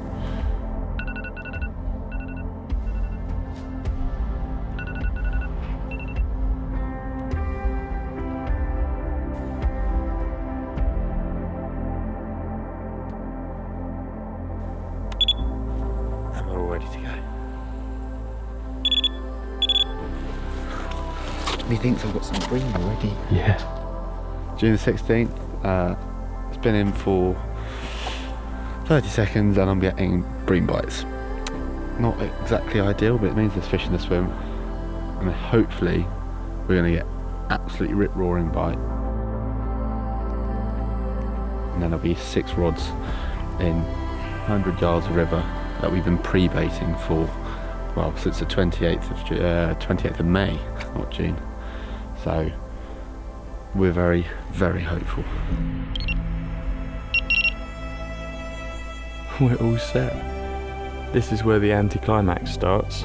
Not one of these bite alarms beeps once until next week. We'll see. Fingers crossed. All the rods are in, and I really don't know whether I'm going to be able to get any sleep tonight. Firstly, because we're going to probably get lots of liners from bream. Secondly, because I'm just so excited. Only 15 minutes into the new season, I heard an alarm down the bank, and it was Ryan. He was into one straight away. That's a carp, isn't it? Yeah. Oh yeah. Did you hear the bite? Yeah.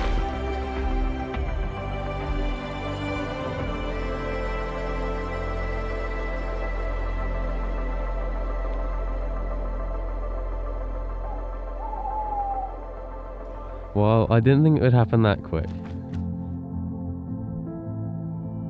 After the excitement of Ryan's carp, we all headed back to bed, the atmospheric night soon making way for dawn.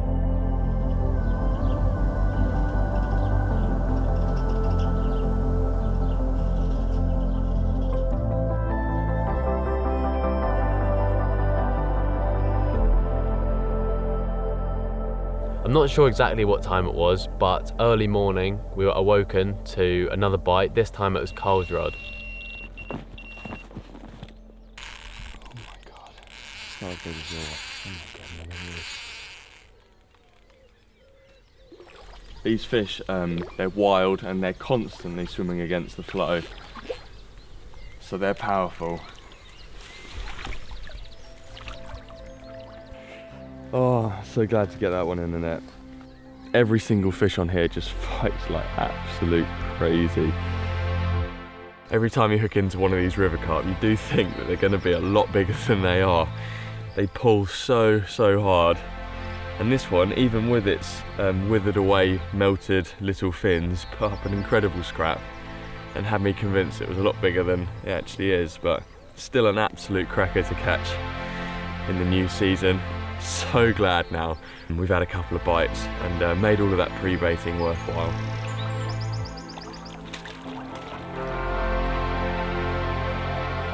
The fish which Carl and Ryan had seemed to be what I had in mind to be the average for the river.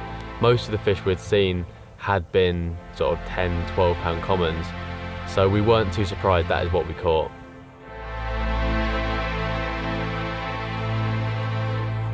After Carl's early morning bite, the fishing slowed up a lot.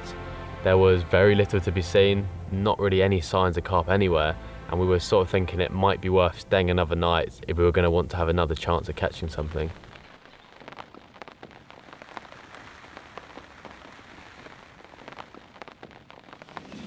Well, this is nice. Rain's just set in, and yeah, I don't really know where the rain came from. Just 15-20 minutes ago the sky was pretty clear, and now it's really gone moody and cloudy and the rain is absolutely hammering down. But I'm just going to shelter under my umbrella, wait for this rain to pass, and just hope, cross my fingers that one of these rods gets picked up by a carp at some point today. I'm a pretty impatient person, so after seeing Carl and Ryan both catch while I was sat there blanking, I was starting to lose my patience a little. But as any carp angler knows, sometimes you have to just sit there and wait it out.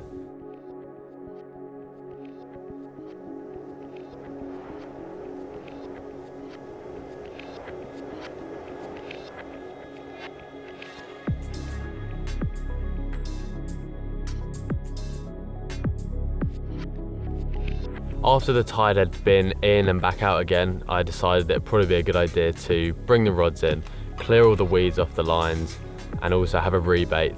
I think when that tide is rushing in, it can wash all the bait that is there off the spot, and also it can move the rig a little. So rebaited the rigs, rebaited the spots.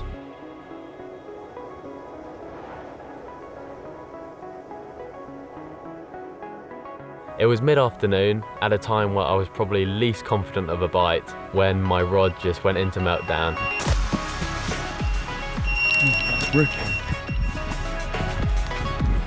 Is it still stripping line? It's taken this long, but you've got a bite. Oh, it's going again. That's a big fish, Alex. He's a good fish. Could be good, yeah. The fight from that carp was immense. Soon after hooking it, it pulled a load of line upstream, got stuck in all the weed, but I kept steady pressure. The line was actually going from the rod tip straight down into the weeds and then along the bottom to where the fish was, some 30 yards upstream. And Carl was poking the net pole in and about that, trying to lift up the weeds so I could get in direct contact with the fish again. It was all a bit messy, but finally Carl managed to get it unpinned and I was in straight contact with the fish again. We've untangled ourselves from some weed. Is it gone solid? No, still there. Okay.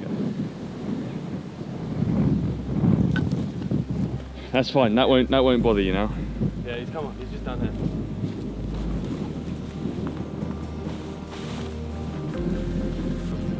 Oh, you're knotted up. Oh, it's a big one! Oh. It's the biggest fish I've seen in the whole strip. It's the big one. It's the big one that we saw. I was shaking. It was a fish that we'd seen, and it was a fish that we were pretty sure was the biggest in there. Left. No. Yeah. It's the big one. Oh, wow. That's the biggest fish that No we've wonder seen. it fought so hard. It went the whole way up there. Oh man, I was stressed when it got caught on this bit of weed. Yeah! Oh, that feels so good. That is a giant mouth. Well, this season's opening session on the river went to plan. Check out that. I really couldn't have asked for a better fish to catch, and with it being the one that we actually saw off the bridge in the close season, I couldn't have asked for any more. It's amazing. Oh my god. Beautiful. I couldn't quite believe I'd managed to catch the big mirror. After seeing it in the close season, that became our target fish, and somehow on the first day of the season I managed to catch it. But there are plenty more stretches of the river to target and also some big pike to catch, so I'm definitely going to be back down here soon.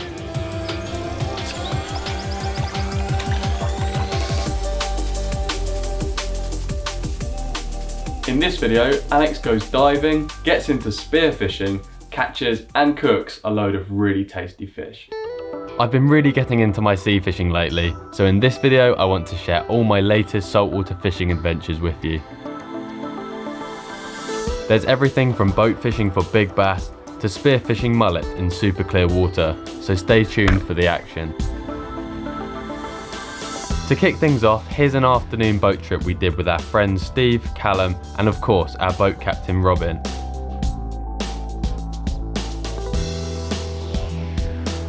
We are about to try and catch some bass. It's as simple as that. The rods were rigged up and Robin drove us to an area which had been producing plenty of bass. We dropped the lures down into 30 foot of water and the bites came pretty much instantly.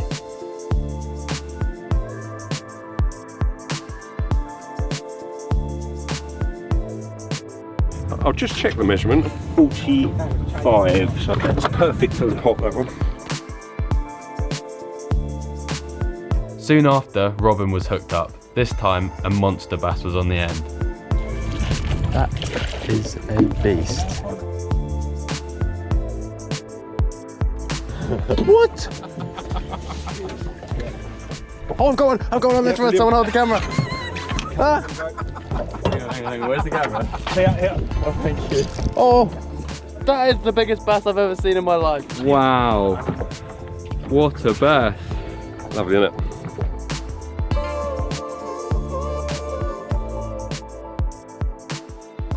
I was too busy watching your fish and then my rod tip started whacking around. My first bass of this evening session, and it's quite a nice one. I'd say this is probably my biggest bass I've ever caught actually. Let's drop it down again. Hello there. What?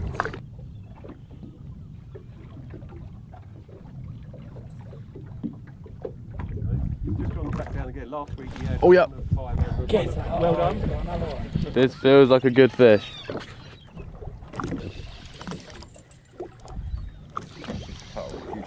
Oh no, it's a bass. Oh, it's not even as big as Are you taking it for the table? Yeah, I'll take one. So that's the one. Perfect size for the table. That looks like dinner. Yeah. Sorted. God damn it, Alex, it's 2. So if you've never watched Carl and Alex fishing before, it's a program on YouTube whereby 2 brothers go fishing and one of them catches fish and the other one films. I'll let you guess who's the cameraman and who's the angler. Come on.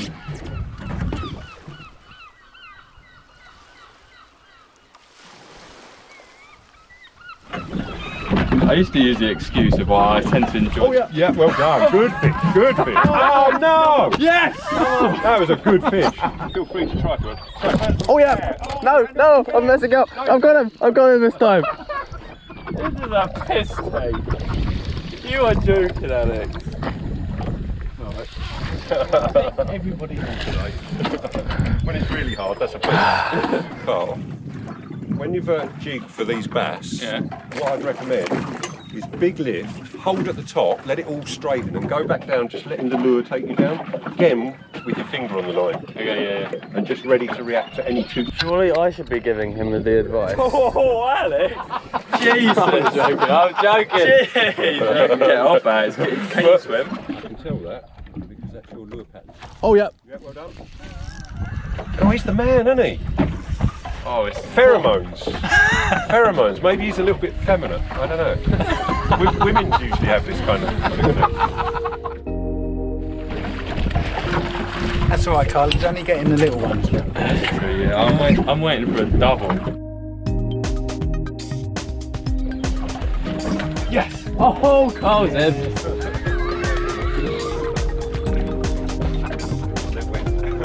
Well, Alex was making me look bad. Finally, I've got myself a bass. The day started off with a couple of bites, casting and retrieving. We've found there's a few down near the bottom, so we're actually vertical jigging at the moment, giving it a fast pop up off the bottom, and then letting it sink slowly back down, just as Robin has advised, trying to stay in contact with the lure at all times. Keep the line quite tight so you feel the bites. Alex has been hauling. I'm hoping that I start catching a few soon. Oh, doubled up. Can't make it a triple.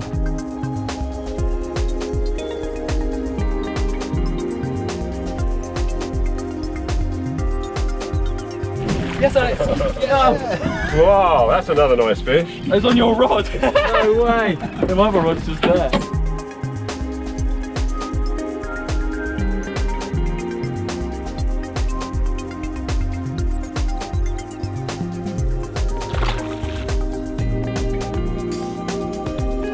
Oh yeah.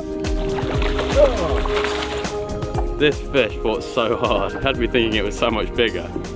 But yeah, they're hitting the lures today and it is so exciting. That's a 22 gram jig head in soft plastic.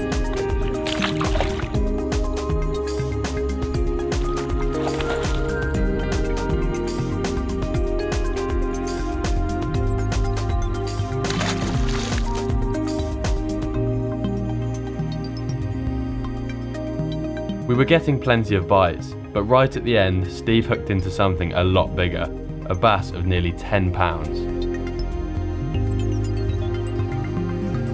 Wow. That's a monster. That's the end of a incredible afternoon's bass fishing.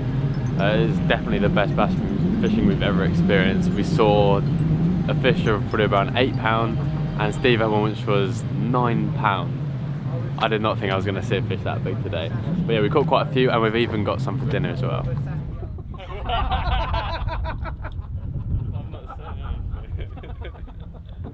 A couple of weeks later and it was time for another adventure, but this time it was going to be something completely different. 5 hours and 40 minutes, driving pretty much the width of England down to Cornwall, where I'm going to do some fishing, diving, and maybe even some spearfishing. So I am super hyped for this adventure. Let's get on the road. 4.5 hours until I get down there. I'm going to be meeting up with my uncle, as he is a spearfisherman and he's the one who's going to be kind of teaching me how to dive and spearfish. We have arrived in Cornwall. Well, I grabbed the fish and chips in town. I'm just going on a walk down to the sea. I'm going to find a nice rock to sit on to eat my dinner. Late that night, I met up with my uncle Paul and his spearfishing buddy Mel. We found a quiet spot to park the motors and catch some rest before a day of diving and fishing.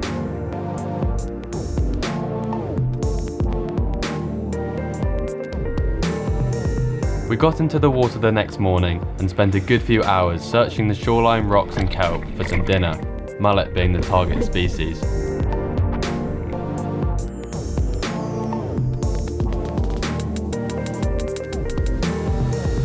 I didn't manage to catch anything myself, but Paul managed a number of perfect shots on some tasty looking mullet. Paul actually had a camera attached to his spear gun, so it was pretty cool to see exactly how he went about shooting the mullet. In this clip you can see him using the large kelp beds as cover whilst he waits for the fish to get within shooting distance. This fish got stuck in the kelp, so Paul needed to do a second dive to retrieve it. And here's a couple of his other shots.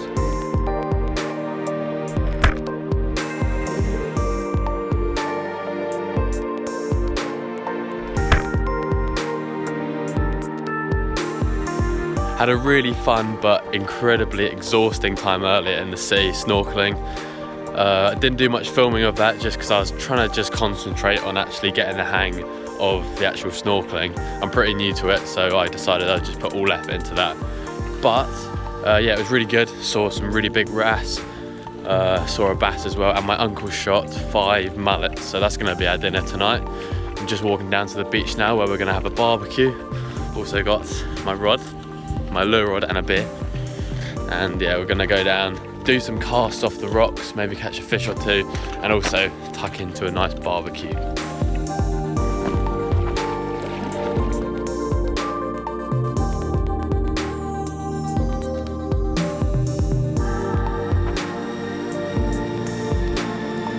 What a fish! It put up the most incredible fight. And it took the lure literally right underneath the rod tip. What are we eating today, Paul? I couldn't get a bass, so we're eating mullet. Looks pretty good. Well, this is my first time eating mullet. I'm interested to know what it tastes like. Here we go, the mighty mullet that Paul caught. This fish is 4 hours old. It's quite tough, isn't it? Mmm. Yeah, that's good. I like that. Oh, that lemon just makes it so good. Cheers, Paul. That was well caught by you. Well caught, well cooked. If it wasn't for you, we'd be eating, I don't know, pasta or a Chinese takeaway or something. Yeah, Chinese, yeah. Mmm. Not bad at all. Although I didn't manage to shoot any fish, watching Paul catch the mullet really inspired me to do more spearfishing in the future. I've actually started a freediving course to complete over this winter, which should mean I'm ready and prepared for next spring. Anyway, on to the final part of the video, and definitely the most enjoyable. A group of us decided to get together this weekend and head down to a friend of mine's. He actually lives really near the sea. I really wanted to take them fishing, so I think we're gonna try and do a bit of a catch and cook. I think there's still quite a lot of mackerel around, so that'll be good, but there's also some bass as well, so if we catch one which is big enough to take, we might try that as well. Anyway, let's go.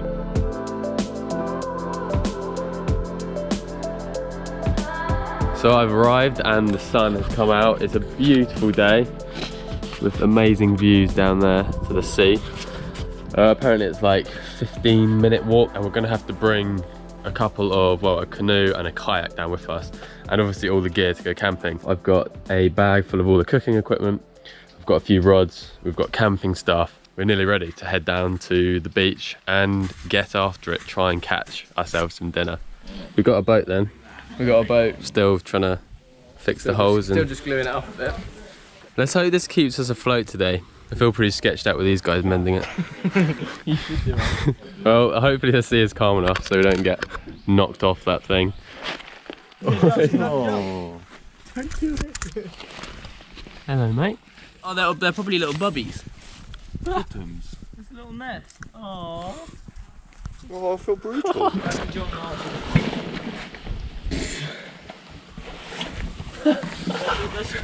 What's in this? Like 20 beers. Oh, can you put that in there as well? Off. Come on, take one for the team. Ready, guys? It started the long hike down to the sea. We'll see you down there. It looks a little bit crazy what we're about to do here. Carrying 2 boats down to the sea, which is all the way down there. But hopefully we'll make it.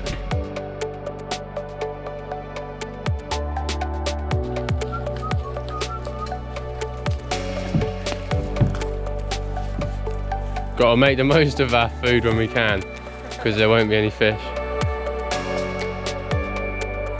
Sure this is the right way. I think these guys are leading me to something scary. Oh, what a view. That's beautiful. Is that flat? It's like... Okay. Okay. This is what we're dealing with today. Perfect blue skies and an incredibly flat sea. This is just amazing. Love it. Apart from trying to get down this cliff, which isn't so fun. Jeez. Right, so let's get down this cliff.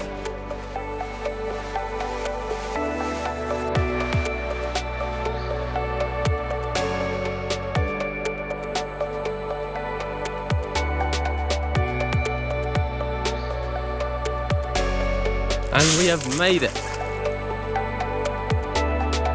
We loaded up the boats and ferried all our gear a few hundred meters along the shore to the spot we wanted to camp at. But due to the rocky shoreline, it was a little tricky to unload all our kit. We gotta save it back.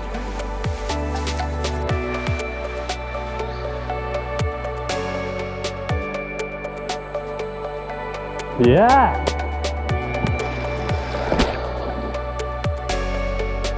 Mate, I'm a bit wet. Just a little bit. So the target species are going to be either mackerel. There's definitely a few bass around at the moment, so we could catch a bass. And there's also some other species like gurnard, which apparently are meant to taste really good. So I've got a selection of lures. I've got some bass lures. I've got some feathers for mackerel, they're pretty good.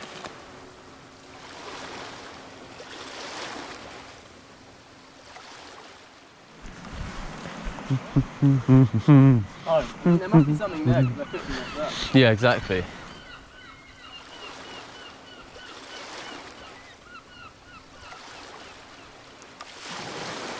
We went out in the boats and very quickly stumbled across some huge shoals of mackerel. Should we go here? Oh! No, let's go over there. We need to go over there. We need to go over there. Okay. Yeah, like quick. Oh my God, Johnny, you're a legend. I wish I could record this properly. Alright, here we go. Oh, yeah. Yes. Oh. Can someone get? No, I'm not there. Okay, I got this one. How did you guys find the fish so quick? What did you do with your rod? The line just snapped off. Yeah, the line end just snapped.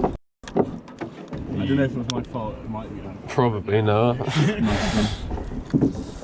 We have got Archie up front doing a sterling job paddling us to the mackerel.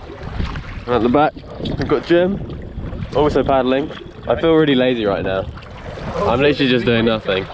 Oh geez, this is a big one. Whoa! Oh no! Jeez. Meanwhile, Johnny and Noah are currently having a disaster. They've capsized and they're now just having a swimming session. Do you get capsized by those waves? The rod doesn't float, mate. Oh. Seriously?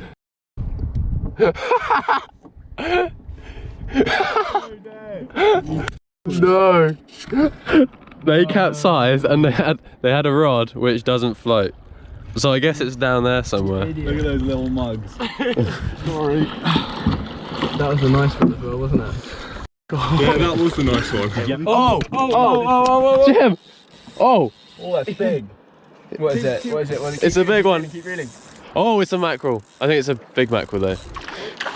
Oh my God, that's a big one. That's a big one, get it in. Oh, we are eating tonight, boys. Oh, Jesus. That's huge. Oh, that's a big one. Wait. Are you serious? That is a nice mackerel. We're gonna get some proper fillets of that. Teamwork. Oh, wow. We're letting the little guys go. See ya. See ya. Well, we've been fishing for about an hour and a half. We've run into some pretty big issues. Johnny and Noah, who are on the kayak fishing, they capsized. They ended up both swimming, and one of the rods came off their kayak and sunk to the bottom. So RIP that rod. But we are still going strong. We've got 7 mackerel in the bag. Archie's hard at work. And so is Jim. And I am, as usual, doing nothing. Oh! You got one? Yep. Oh, there he is. That's a nice one. This might be something big. This might be something big. That fight is mad. Oh, it's a bass. It's a bass. No way. He's got a. Oh, you got a bass. You've got a bass. Oh my God. It's Yes. I think that's a bass. Okay, you can stop reading. Oh, it's a bass, mate. You've got a flipping bass. Oh. I can't believe you managed to catch a bass. That's so cool. Well, it's too small to eat, so we're gonna have to put them back. See how hard they pull? Yeah, that was epic. We caught a bass. Like 8? Yeah, it's sick.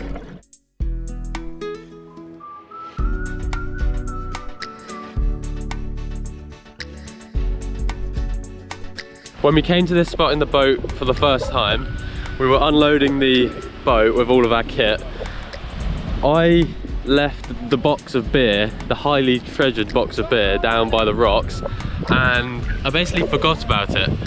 The tide has come in, and now all the boys are searching for all the Coronas. Sorry guys, I apologise. Big mistake. I think we're still down 1 or 2. I've owned up to my terrible mistake. Absolute calamity. We lost the rod and we lost some beer. At least we're eating tonight, that's the main thing. We've got food to cook on the fire. Oh, they look so cool.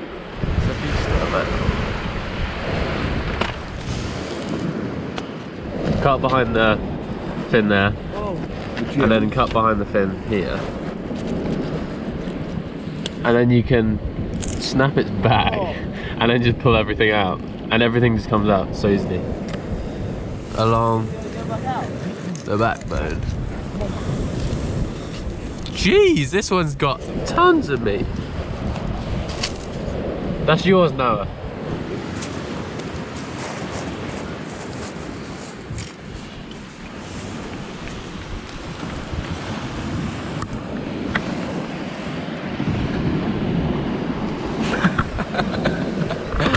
So what we're doing here is we've got some lemon juice, we've got garlic, salt and pepper mixed all together, and then we're going to soak the fillets in there for like half an hour to an hour. So when we cook them, they will be really lemony and garlicky. Isn't that right, Jim? Delicious. Right, Alex, talk us through the setup you're making. So what we're doing is we're rigging up the rods, and we're going to try and catch a bass this evening. Because Archie is obsessed with fishing now. It's his new passion. What did you used to be passionate about? Nothing.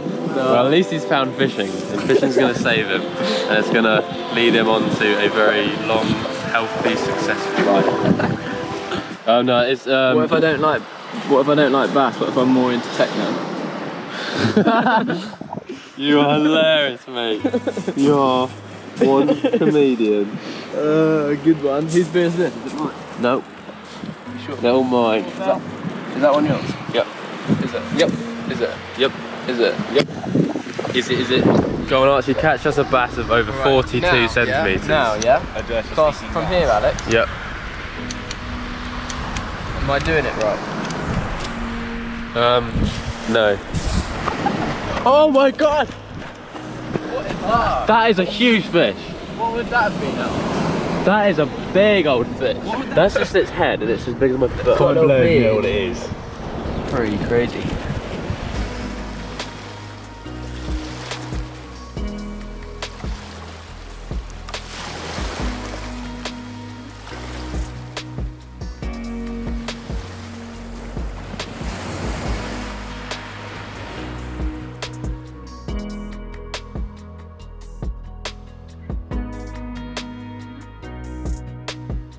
Archie's caught something. What is it? Archie just pulled out this really nice bass. Sun's just going down, fire's on, we're about to cook the mackerel. Man, what a fish!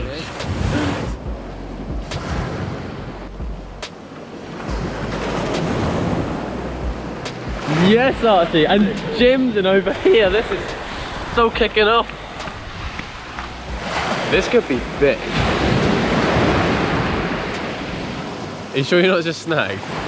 Hold it, just hold the rod without reeling. You're snagged. It's just a snag. Oh. That's no sign of a double catch. Yeah. Well, we thought that was a fish, but it's not. It's just a rock or something. But I got a bit excited about that. Time to cook up some food. This is looking good. No way. No way. That's not a bad one either. Oh. Are you serious? Look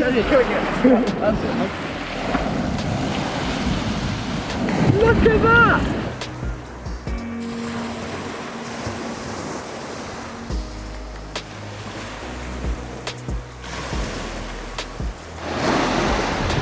Number 7, mate. 7. Yeah, boy. How many you got, Jim?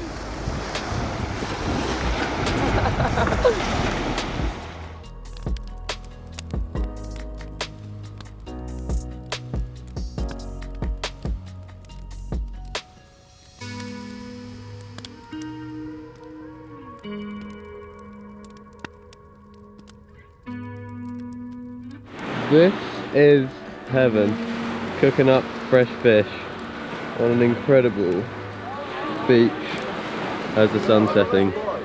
What a day.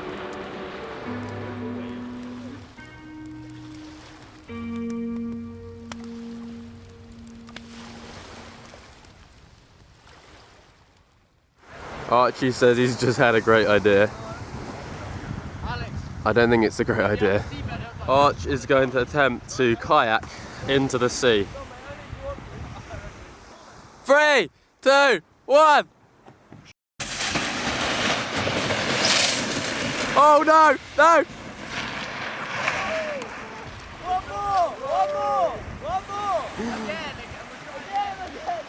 Well, that was incredible. 3, 2, oh, okay, he's just going.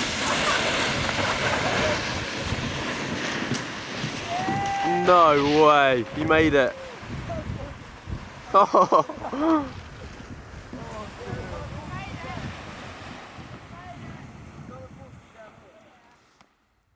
We woke the next morning to a big change of weather, but noticed the family of seals had decided to sleep right next to where we were camping. Baby seal. Big seal.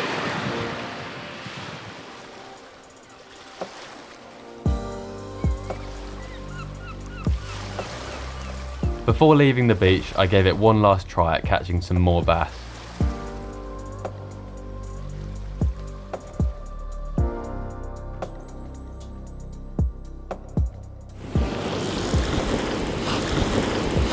We're hooked up.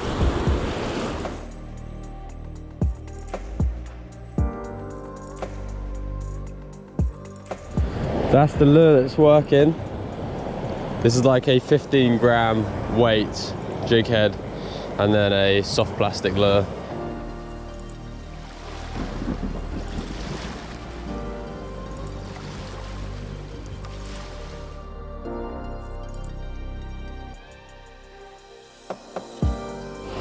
Oh my goodness, we're in.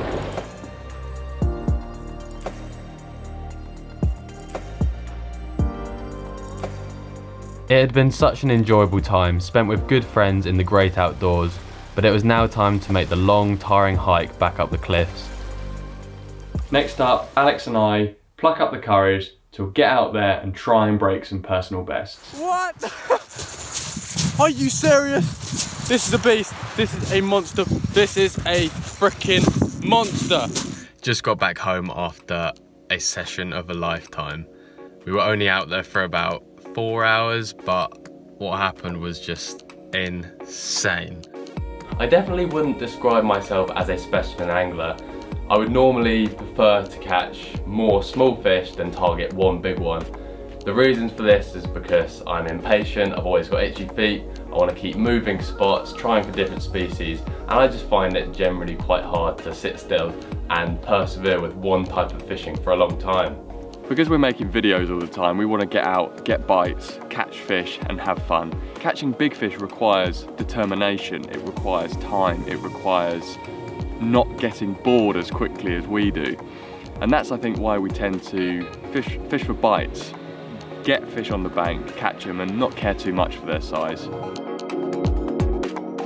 However, the times where I've managed to get lucky and pull out something bigger than average, a specimen-sized fish, there's a buzz that you get which is like nothing else. You'll notice in the footage from our channel, when that big fish hits the net, we tend to go a little bit loopy. Yes! Yes! Get him in! Yeah! Let's go!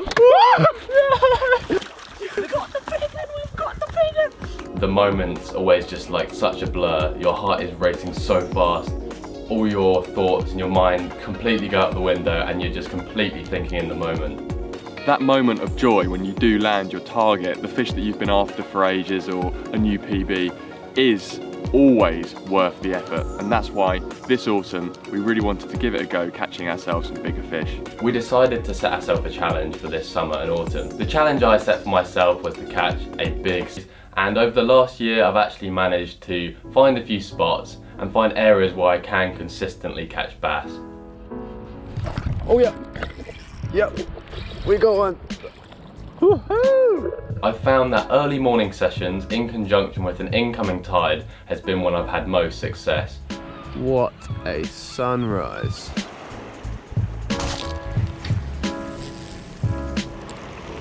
Oh yeah. I've done plenty of trips out to the local beaches where I've managed to get amongst lots of bass, but I just haven't managed to catch anything over sort of the 4 pound mark. I have, however, had a few fishing trips which have been better than others. One of the better fishing trips this summer was when we went out on a boat off Brighton. We got amongst plenty of bass and even managed my personal best at the time. This fish fought so hard, it had me thinking it was so much bigger. Finally, I've got myself a bass.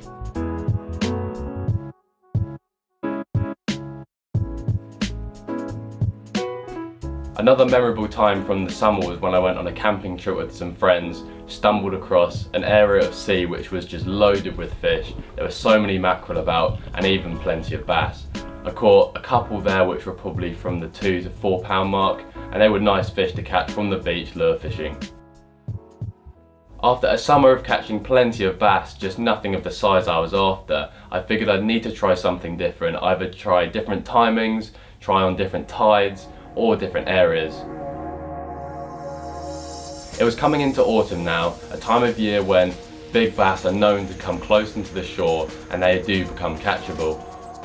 I decided to visit the beach on incoming tides as usual, but target it in the night time. So arrive at around 9 o'clock in the evening and fish it till the early hours of the morning. I've heard from lots of sea anglers that big bass feed a lot more confidently in the hours of darkness, so that was exactly what I was going to do, fish in the middle of the night.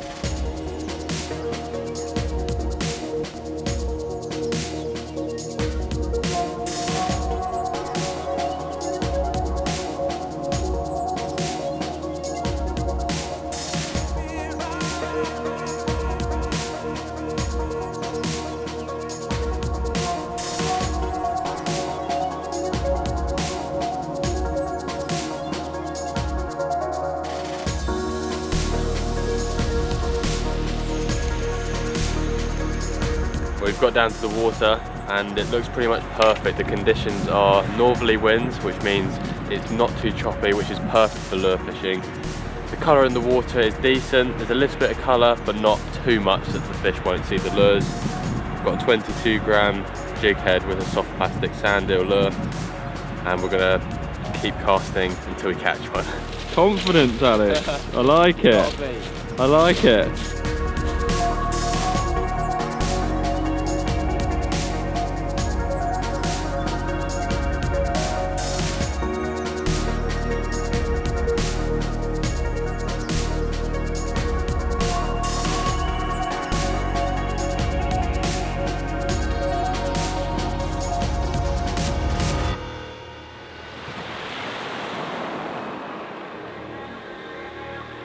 'Blanking' is so common when targeting big fish, and that's exactly what I experienced over the next couple of weeks. I was turning up at the beach in the middle of the night, fishing for a few hours as the tide rose, and just not getting a single touch, and I started to lose confidence. It's at this point in fishing where you either give up or keep trying, and you've got to be strong in the brain to just decide that I'm just going to keep going until it happens. An hour of casting has just passed without anything. That's kind of was expected. That's how most of my bass fishing sessions have gone recently. But I think I've got to keep casting. Keep casting until the tide comes right in, fish the whole tide in, and then I'll know that I've tried my best.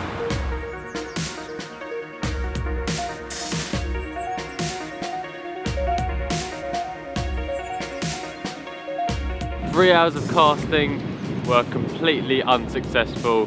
The wind picked up as well, and there was more and more colour in the water, which made me feel really unconfident of any more bites. So we're going to head off now. I'm sure I'm going to be back here soon though, because I really, really want that big bass. And all it takes is another day, different conditions, and the bass could be here and on the feed. Oh well. One of my next sessions was a lot better than the last, and although I still didn't catch any bass, I did see some sign of life. I caught 2 really nice squid. Oh my god, he's just changed. He just changed colour. Oh my god. This is what like watching magic. Now, although they aren't the most exciting thing to catch, they do taste delicious. So the next day I cooked them up with some chilli, some garlic, some spring onions, and they were absolutely delicious. Currently cutting up some garlic that's gonna go with the squid that I caught yesterday night. It's gonna taste amazing.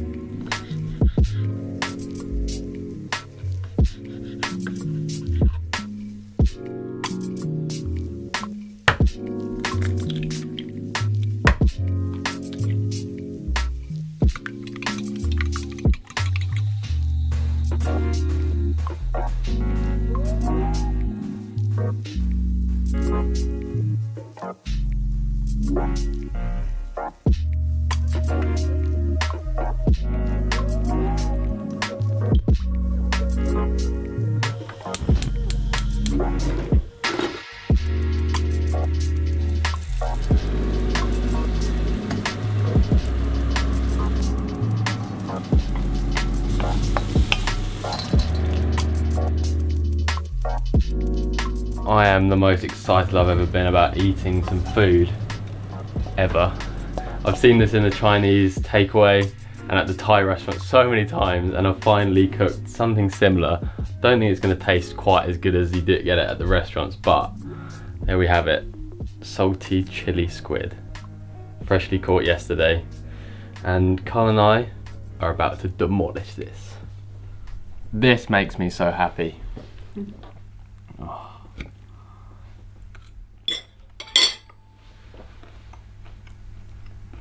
That is so good. So tasty. I actually go catch squid more often. But I still needed to catch that big bass. One evening the following week, a couple of my friends tempted me to get out the house and head down to the beach for some fishing. They mainly wanted to target squid, but I chose to stick with the bass lures as that was all I had on my mind.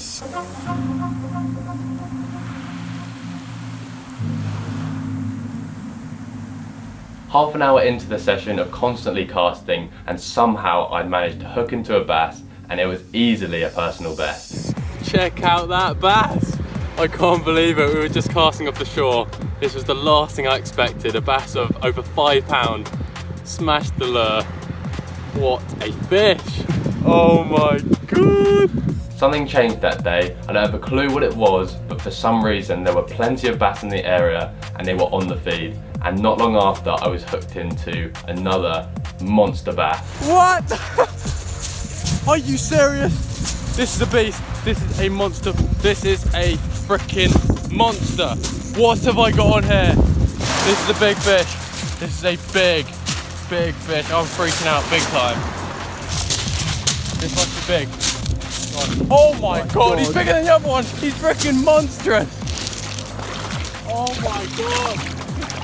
Oh my god. Oh! That is giant. That's huge. Oh, jeez. That's the size of 11 foot. That's his foot. That's the bass. 7.14. Are you serious?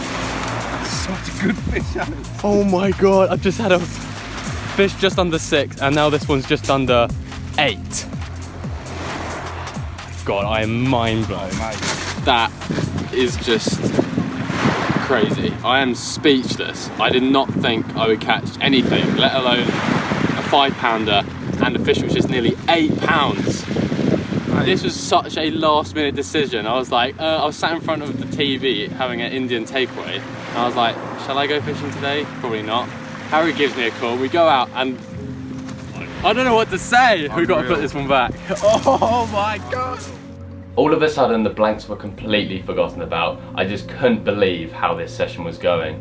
We were only halfway through the incoming tide. We still had a few hours of fishing left and it only got better.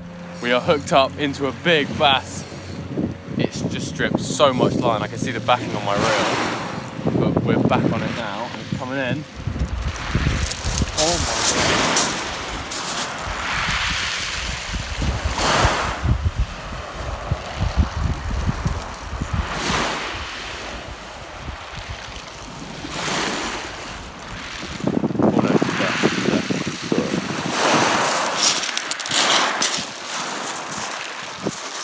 on, Harry. You can do it. Oh my god, it's as big as the other one. It's not, it's bigger. Oh my god. Oh, yes, yes, yes. Oh my god, it's another freaking giant. That dream bass fishing session was the reason I returned again and again. It was definitely one of my highlights of this year, and those moments I will just never forget. It's the lure he took. Pretty much same size as the last one. Yeah. Nice 7.4. What a way to end the night. 3 huge bass, well, 3 bass, 2 of them monsters. This is another one, just under 8 pounds. What a night's fishing. Oh my god. This is just mad.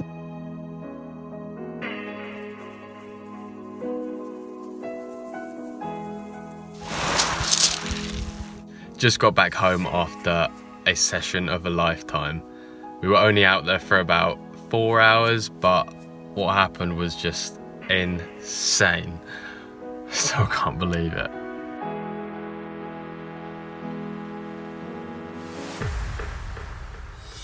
Eventually the weather changed, the rain began to subside and the river fell back to its normal sort of summer levels. It was time to get back down there and give it another try. I actually drove past the river on the way back from dropping something off at a friend's house, and I spoke to a guy who was fishing in the pool.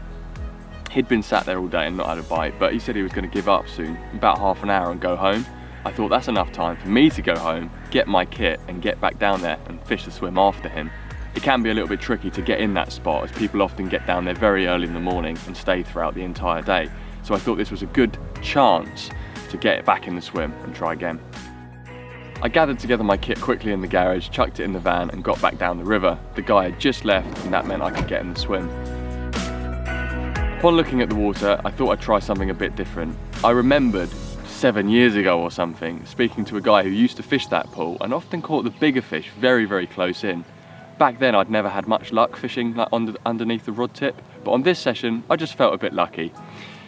Rigged up my rod with just a few split shot pinched onto a little loose piece of line running on a swivel. So it's a running rig, but I could pinch on different numbers of shot depending on where I was going to cast and how much weight I needed to hold the bait down. I put on I think 3 or 4 SSG shots, so it was quite heavy, but no resistance or anything. I baited my hook with a little piece of Spam, literally my favourite barbel bait in the whole world, and lowered the rig in so close to the bank. Where the water runs down and plunges into the pool, it's created a little bit of a gully where the water sort of eats out the bottom and erodes it away. That little deep hole I thought would be perfect to drop the rig in. I thought I'd give it a go. I dropped that rig down there and had a couple of little taps straight away. Thought maybe there could have been leaves or twigs or something brushing the line, or potentially a chub. And then I lifted the rod up just to check what those taps were. At first I pulled hard thinking it was a snag, and then bang, it started moving.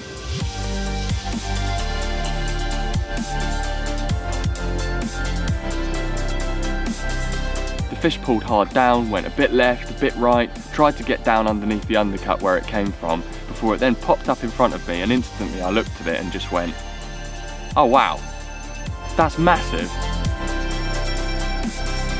Getting it in the net, I looked down at that fish and realised it was definitely one of the longest barbel I'd ever caught. I cannot believe it, yes! Lifting that fish up to the camera and just grinning ear to ear, I could not believe my luck.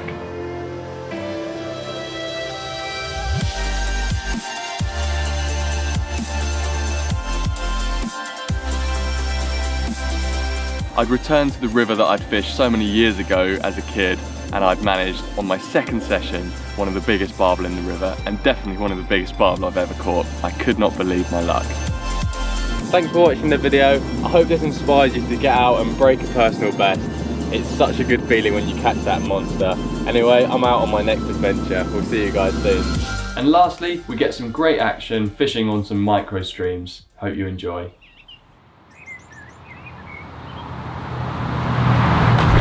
Oh!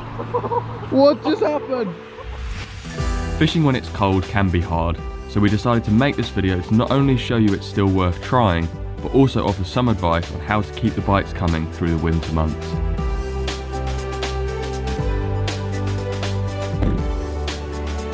It's absolutely bitter this morning, well below 0 degrees, but we're going to be fishing the sorts of venues that you can still get bites from, and those are small streams. Today we're going to have a challenge where we fish a number of small rivers, try and get some bites, and try and catch as many different species as possible. We'll see you down there.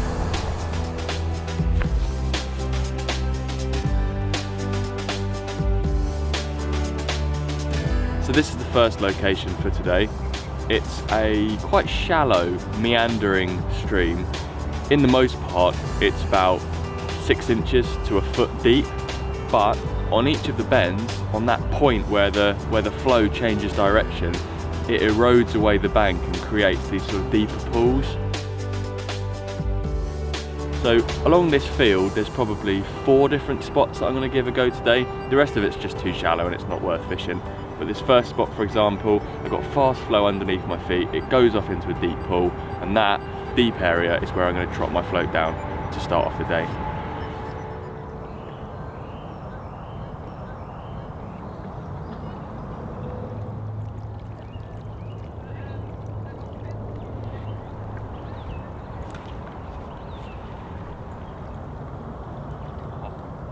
Got away with it.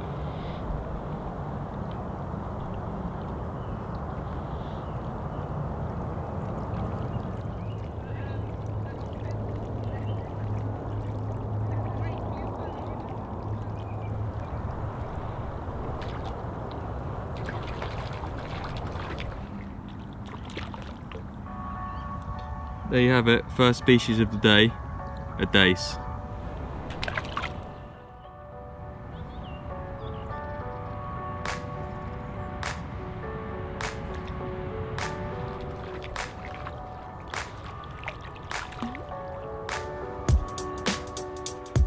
I was catching small dace and chublets consistently, with bites coming from the off. The approach for this stream was float fishing. I was using a top and bottom style float attached with float rubbers. 3 split shot were pinched on the line spaced equally apart, and I had a size 14 hook baited with 2 maggots. Every other cast I'd feed a small pinch of maggots around the float and then pay off line, watching carefully for bites as it drifted off downstream. Another little chub.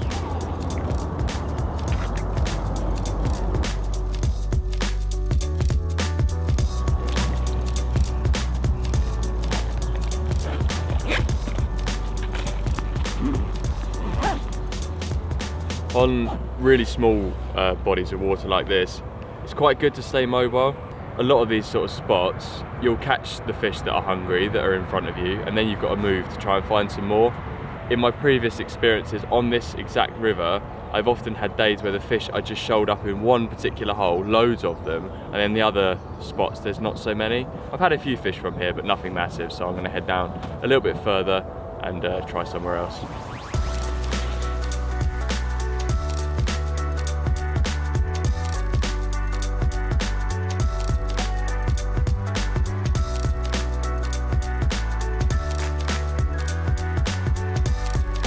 By this point I was getting very cold, so I was glad that plenty of action was keeping me on the move. That's a bit of a surprise actually, because it's the only gudgeon I've ever caught from this stream. Normally I catch chub, dace, sometimes trout, but never gudgeon. It's the first one I've ever caught from here. My 3rd species of the day.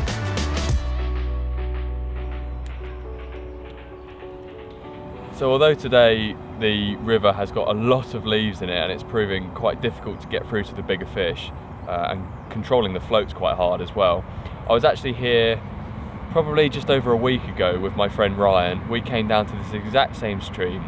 Conditions were a little bit warmer and there weren't all the leaves in the river, and we had a really good day. Out fishing today with my friend Ryan, doing some small stream missions before we film a video next week about this very topic, doing some practice fishing, and I've caught a chub. I say I've caught a chub, I've actually caught loads. Oh, what is this? I haven't even seen it yet. Oh mate, that's a chub and a half. Yeah. I managed to catch some chub, dace, I think Ryan had a perch, and I also had a pretty cool looking trout. Today though, The leaves are proving to be an absolute pain. Trying to control the float right now is impossible. Trying to get the float to sort of go between the leaves as it floats down so that the hook doesn't get caught on them. Just lost that one. I'm getting the odd bite, not gonna lie, but it's a lot harder than when I was here the other day with my friend.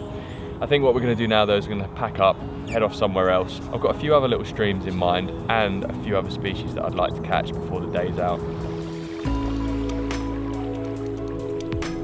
Oh, we're back in the car, and I can't feel my finger. Well, I can feel my fingers. I can feel immense pain in my fingers because it's so flipping cold.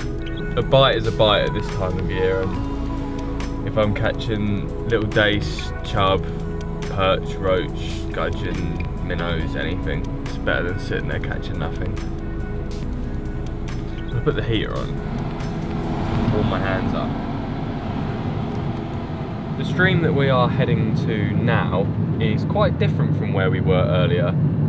The first river we fished this morning was relatively clear water, quite fast flowing, a nice clean habitat, and it's full of dace and chub and other silverfish. Where we're going to now is a bit weird really. It's kind of like a ditch, just like a muddy ditch. But in that murky, muddy, slow-flowing water, there are sometimes a few bream, perch, roach, gudgeon, and even carp. I've caught a carp from this stream that we're going to next.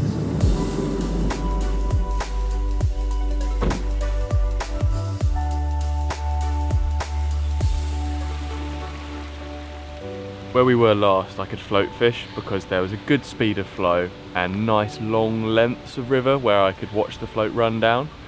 Here, there's a tiny little deep hole next to the leaves hanging over the water down there. And it's such a small area and there's not much flow. Trying to float fish in this particular spot is quite difficult. So instead, I filled up a feeder full of maggots and I've hooked on a worm. And with this, I'm going to drop it down there. But the bait is anchored on the bottom, static, and hopefully the fish will find it.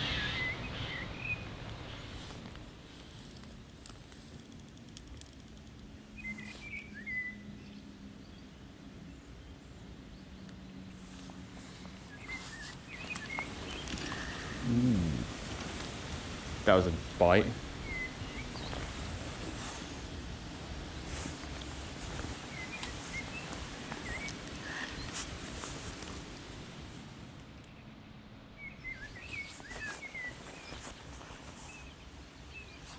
Around 15 minutes passed without another bite, so I decided a move was in order. Yeah, I think I'll try the other spot.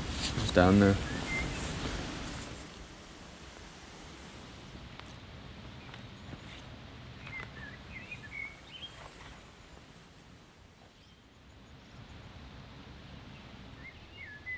I baited up again with worm and maggot before filling my feeder ready for another cast.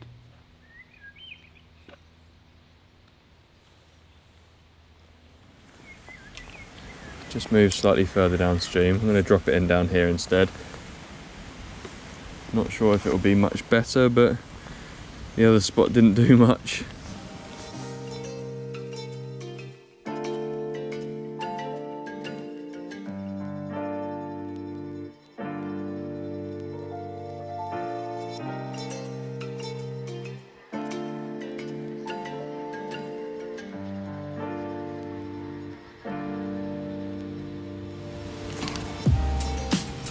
Oh, perch. Oh, good one. Good one.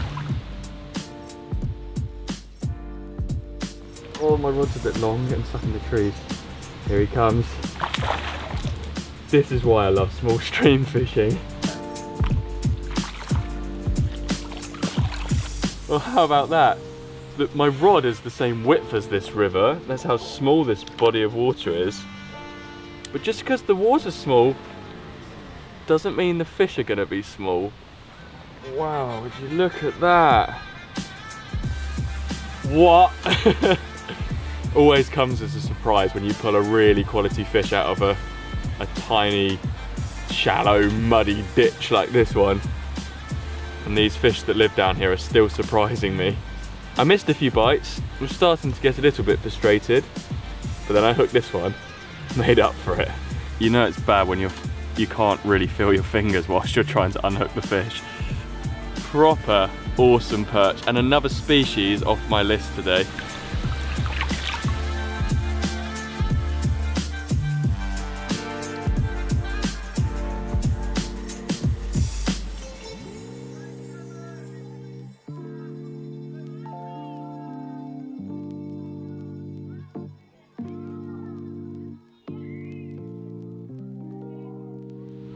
I'm sure you will have all noticed that when it comes to winter, fishing can get really hard. You can get on a good bite from pike or perch, maybe even zander. Predatory species do tend to feed quite well through the winter, but you can often find yourself when it gets really cold just struggling to catch anything, anywhere. I just had a nibble, and that leads me on to this sort of venue. Wasn't expecting that. A bream! I thought it was going to be another really nice perch, but it's a slimy, silvery bream. As an angler, you've probably already noticed that when it comes to the winter months, the fishing can get quite hard. Larger bodies of water can be flooded, like large rivers and stuff. Lakes can freeze over, and when that happens, our main choice of location to go fishing at and get a few bites is small streams like these ones. They tend to be ignored by most people. You would naturally walk past this and think there's probably not even any fish in there, it's so small and muddy. But small bodies of water like this one can be your best bet of catching fish in winter.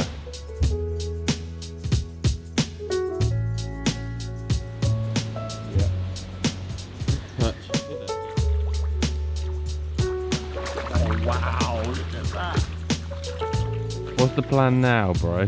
We've got one more spot that we want to try though, which is a weir pool that we've never actually cast a line into, but we stood on top of the bridge by the road and looked into it a few times. So we're going to head over there and try it out.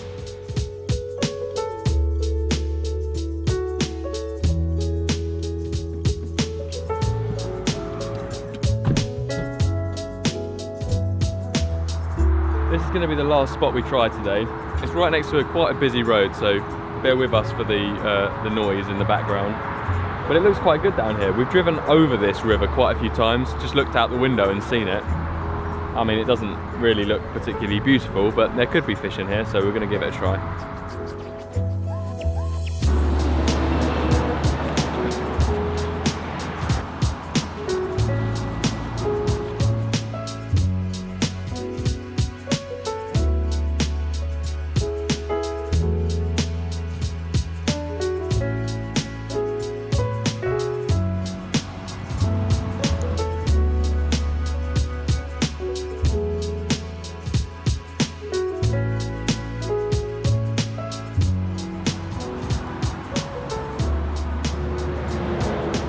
You got one? Yeah. There's fish here. I've only made one cast into this pool, and we've float fished maggots. I've got myself a chub. First ever cast into here.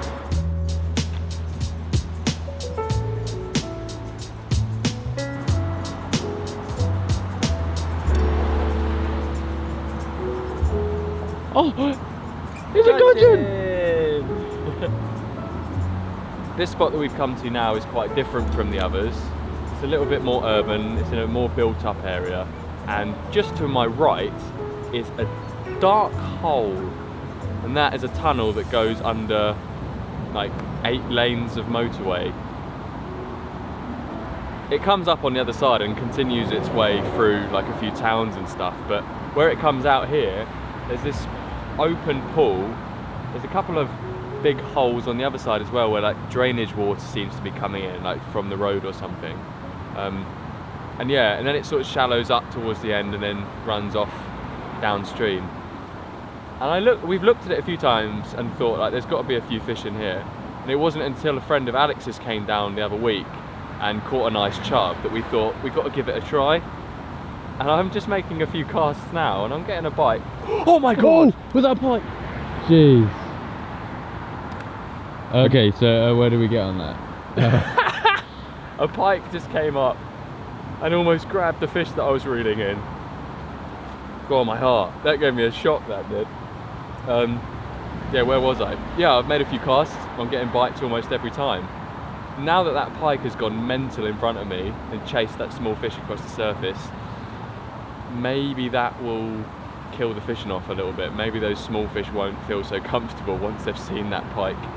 We're going to keep trying. We'll give it a few more casts and see what else we can find.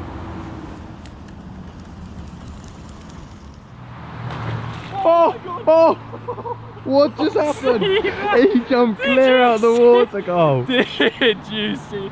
You are one lucky little fish. Mwah. Oh my god, that was insane. What the hell just happened? That pike really wanted to eat that fish, and I was just reeling it in and it went for it. I'm not sure if that will scare the other fish off. I don't have a pike rod in my van today. I think I might come back another day and try and catch him. That pike is hungry. Whilst I continued float fishing, Alex put down the camera for a minute and filled up a maggot feeder. He wanted to try and cast underneath the bridge to see what was lurking down there. That went about 25 metres underneath that bridge. That cast is underneath the cars on the motorway. BMW just went over the hook bait. Oh! What have you got, Alex? I'm freaking out. The reel's on the wrong side. I'm left-handed and this reel's all backwards for me. I've hooked into something decent on the feeder up there. Alex just cast the feeder rod right up underneath there whilst I was float fishing this part. Ooh, it's a nice chub. And he's got a really nice chub. Oh, wow. Go on, Alex. Took a break from the filming. Made a cast with the feeder rod. That's the biggest fish of the day. Yeah, it actually is. Here's a chub I just fluked out.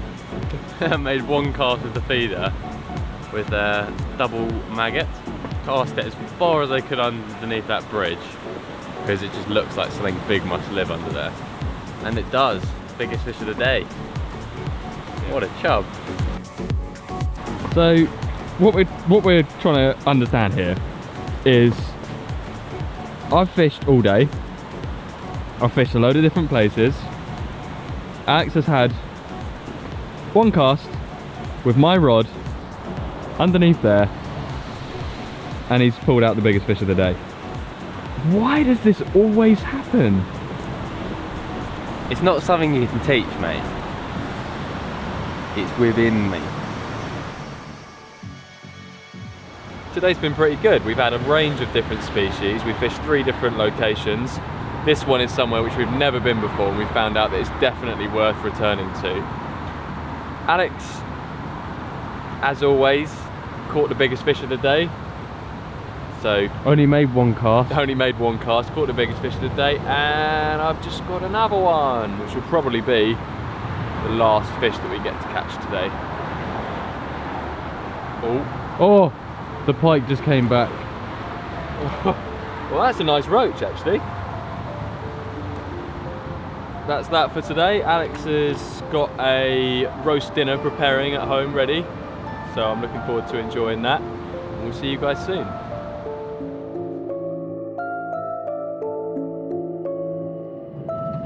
We decided we couldn't possibly end the video there. Instead, we're coming back. It's a day later and we're going back for that very aggressive pike that we saw yesterday. The question is, are we going to catch it? It's not even a question. But you're confident? Yeah. The pike that jumps out of the water to get your roach and attacks it another like 3-4 times, I'm certain he's going to still be hungry. My thoughts are though that because he stole one of my roach that I was reeling in yesterday, maybe he won't be hungry anymore because he's got a fish in his belly and he won't want to eat anymore. We'll find out. Oh, someone's in our spot. No one would ever bother fishing here.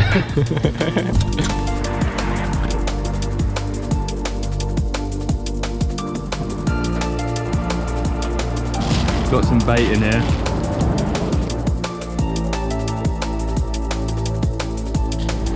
I wonder how hungry he's going to be. We're back down in the spot where Mr. Pike was yesterday, and I've brought a sliding float that I've set relatively shallow, probably only a foot deep. And it's not particularly deep here, and I'm gonna let my dead bait float down so I can work out where the pike is. I've got some dead baits in my bag here. I'm gonna put one of them on, a little smelt. I wonder why they're called smelt. Ready? Yeah. It might not. It might take for ages. You never know.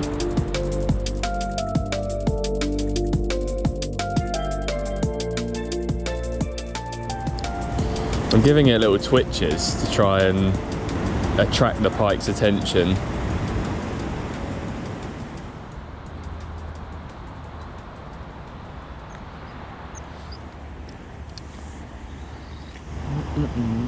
Nothing yet.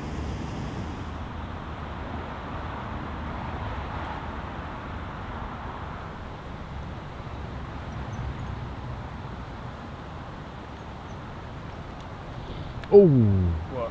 Big swell behind it. Yeah. I didn't see the swell.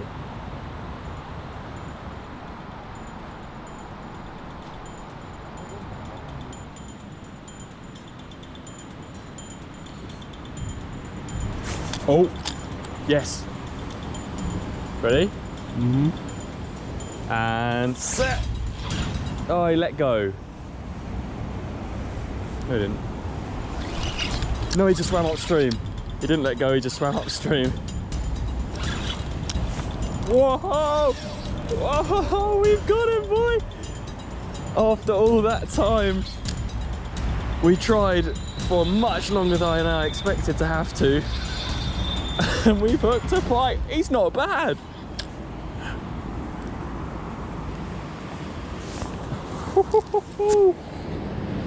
Oh no. Mate, this one's scrapping. He's taking me round a big snag.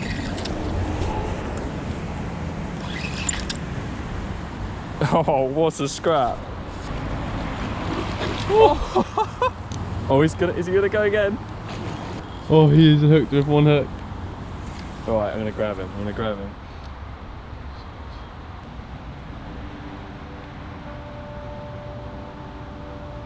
Look at that. He's fat, Alex. Well, it was certainly worth coming back. We got him. The pike that terrorized our silverfish yesterday has now become the prey, and we've caught him. What an awesome looking small stream predator. And I hope this video shows you that in the winter when it's really cold, find your local stream. Doesn't matter how small it is, it probably will hold some fish.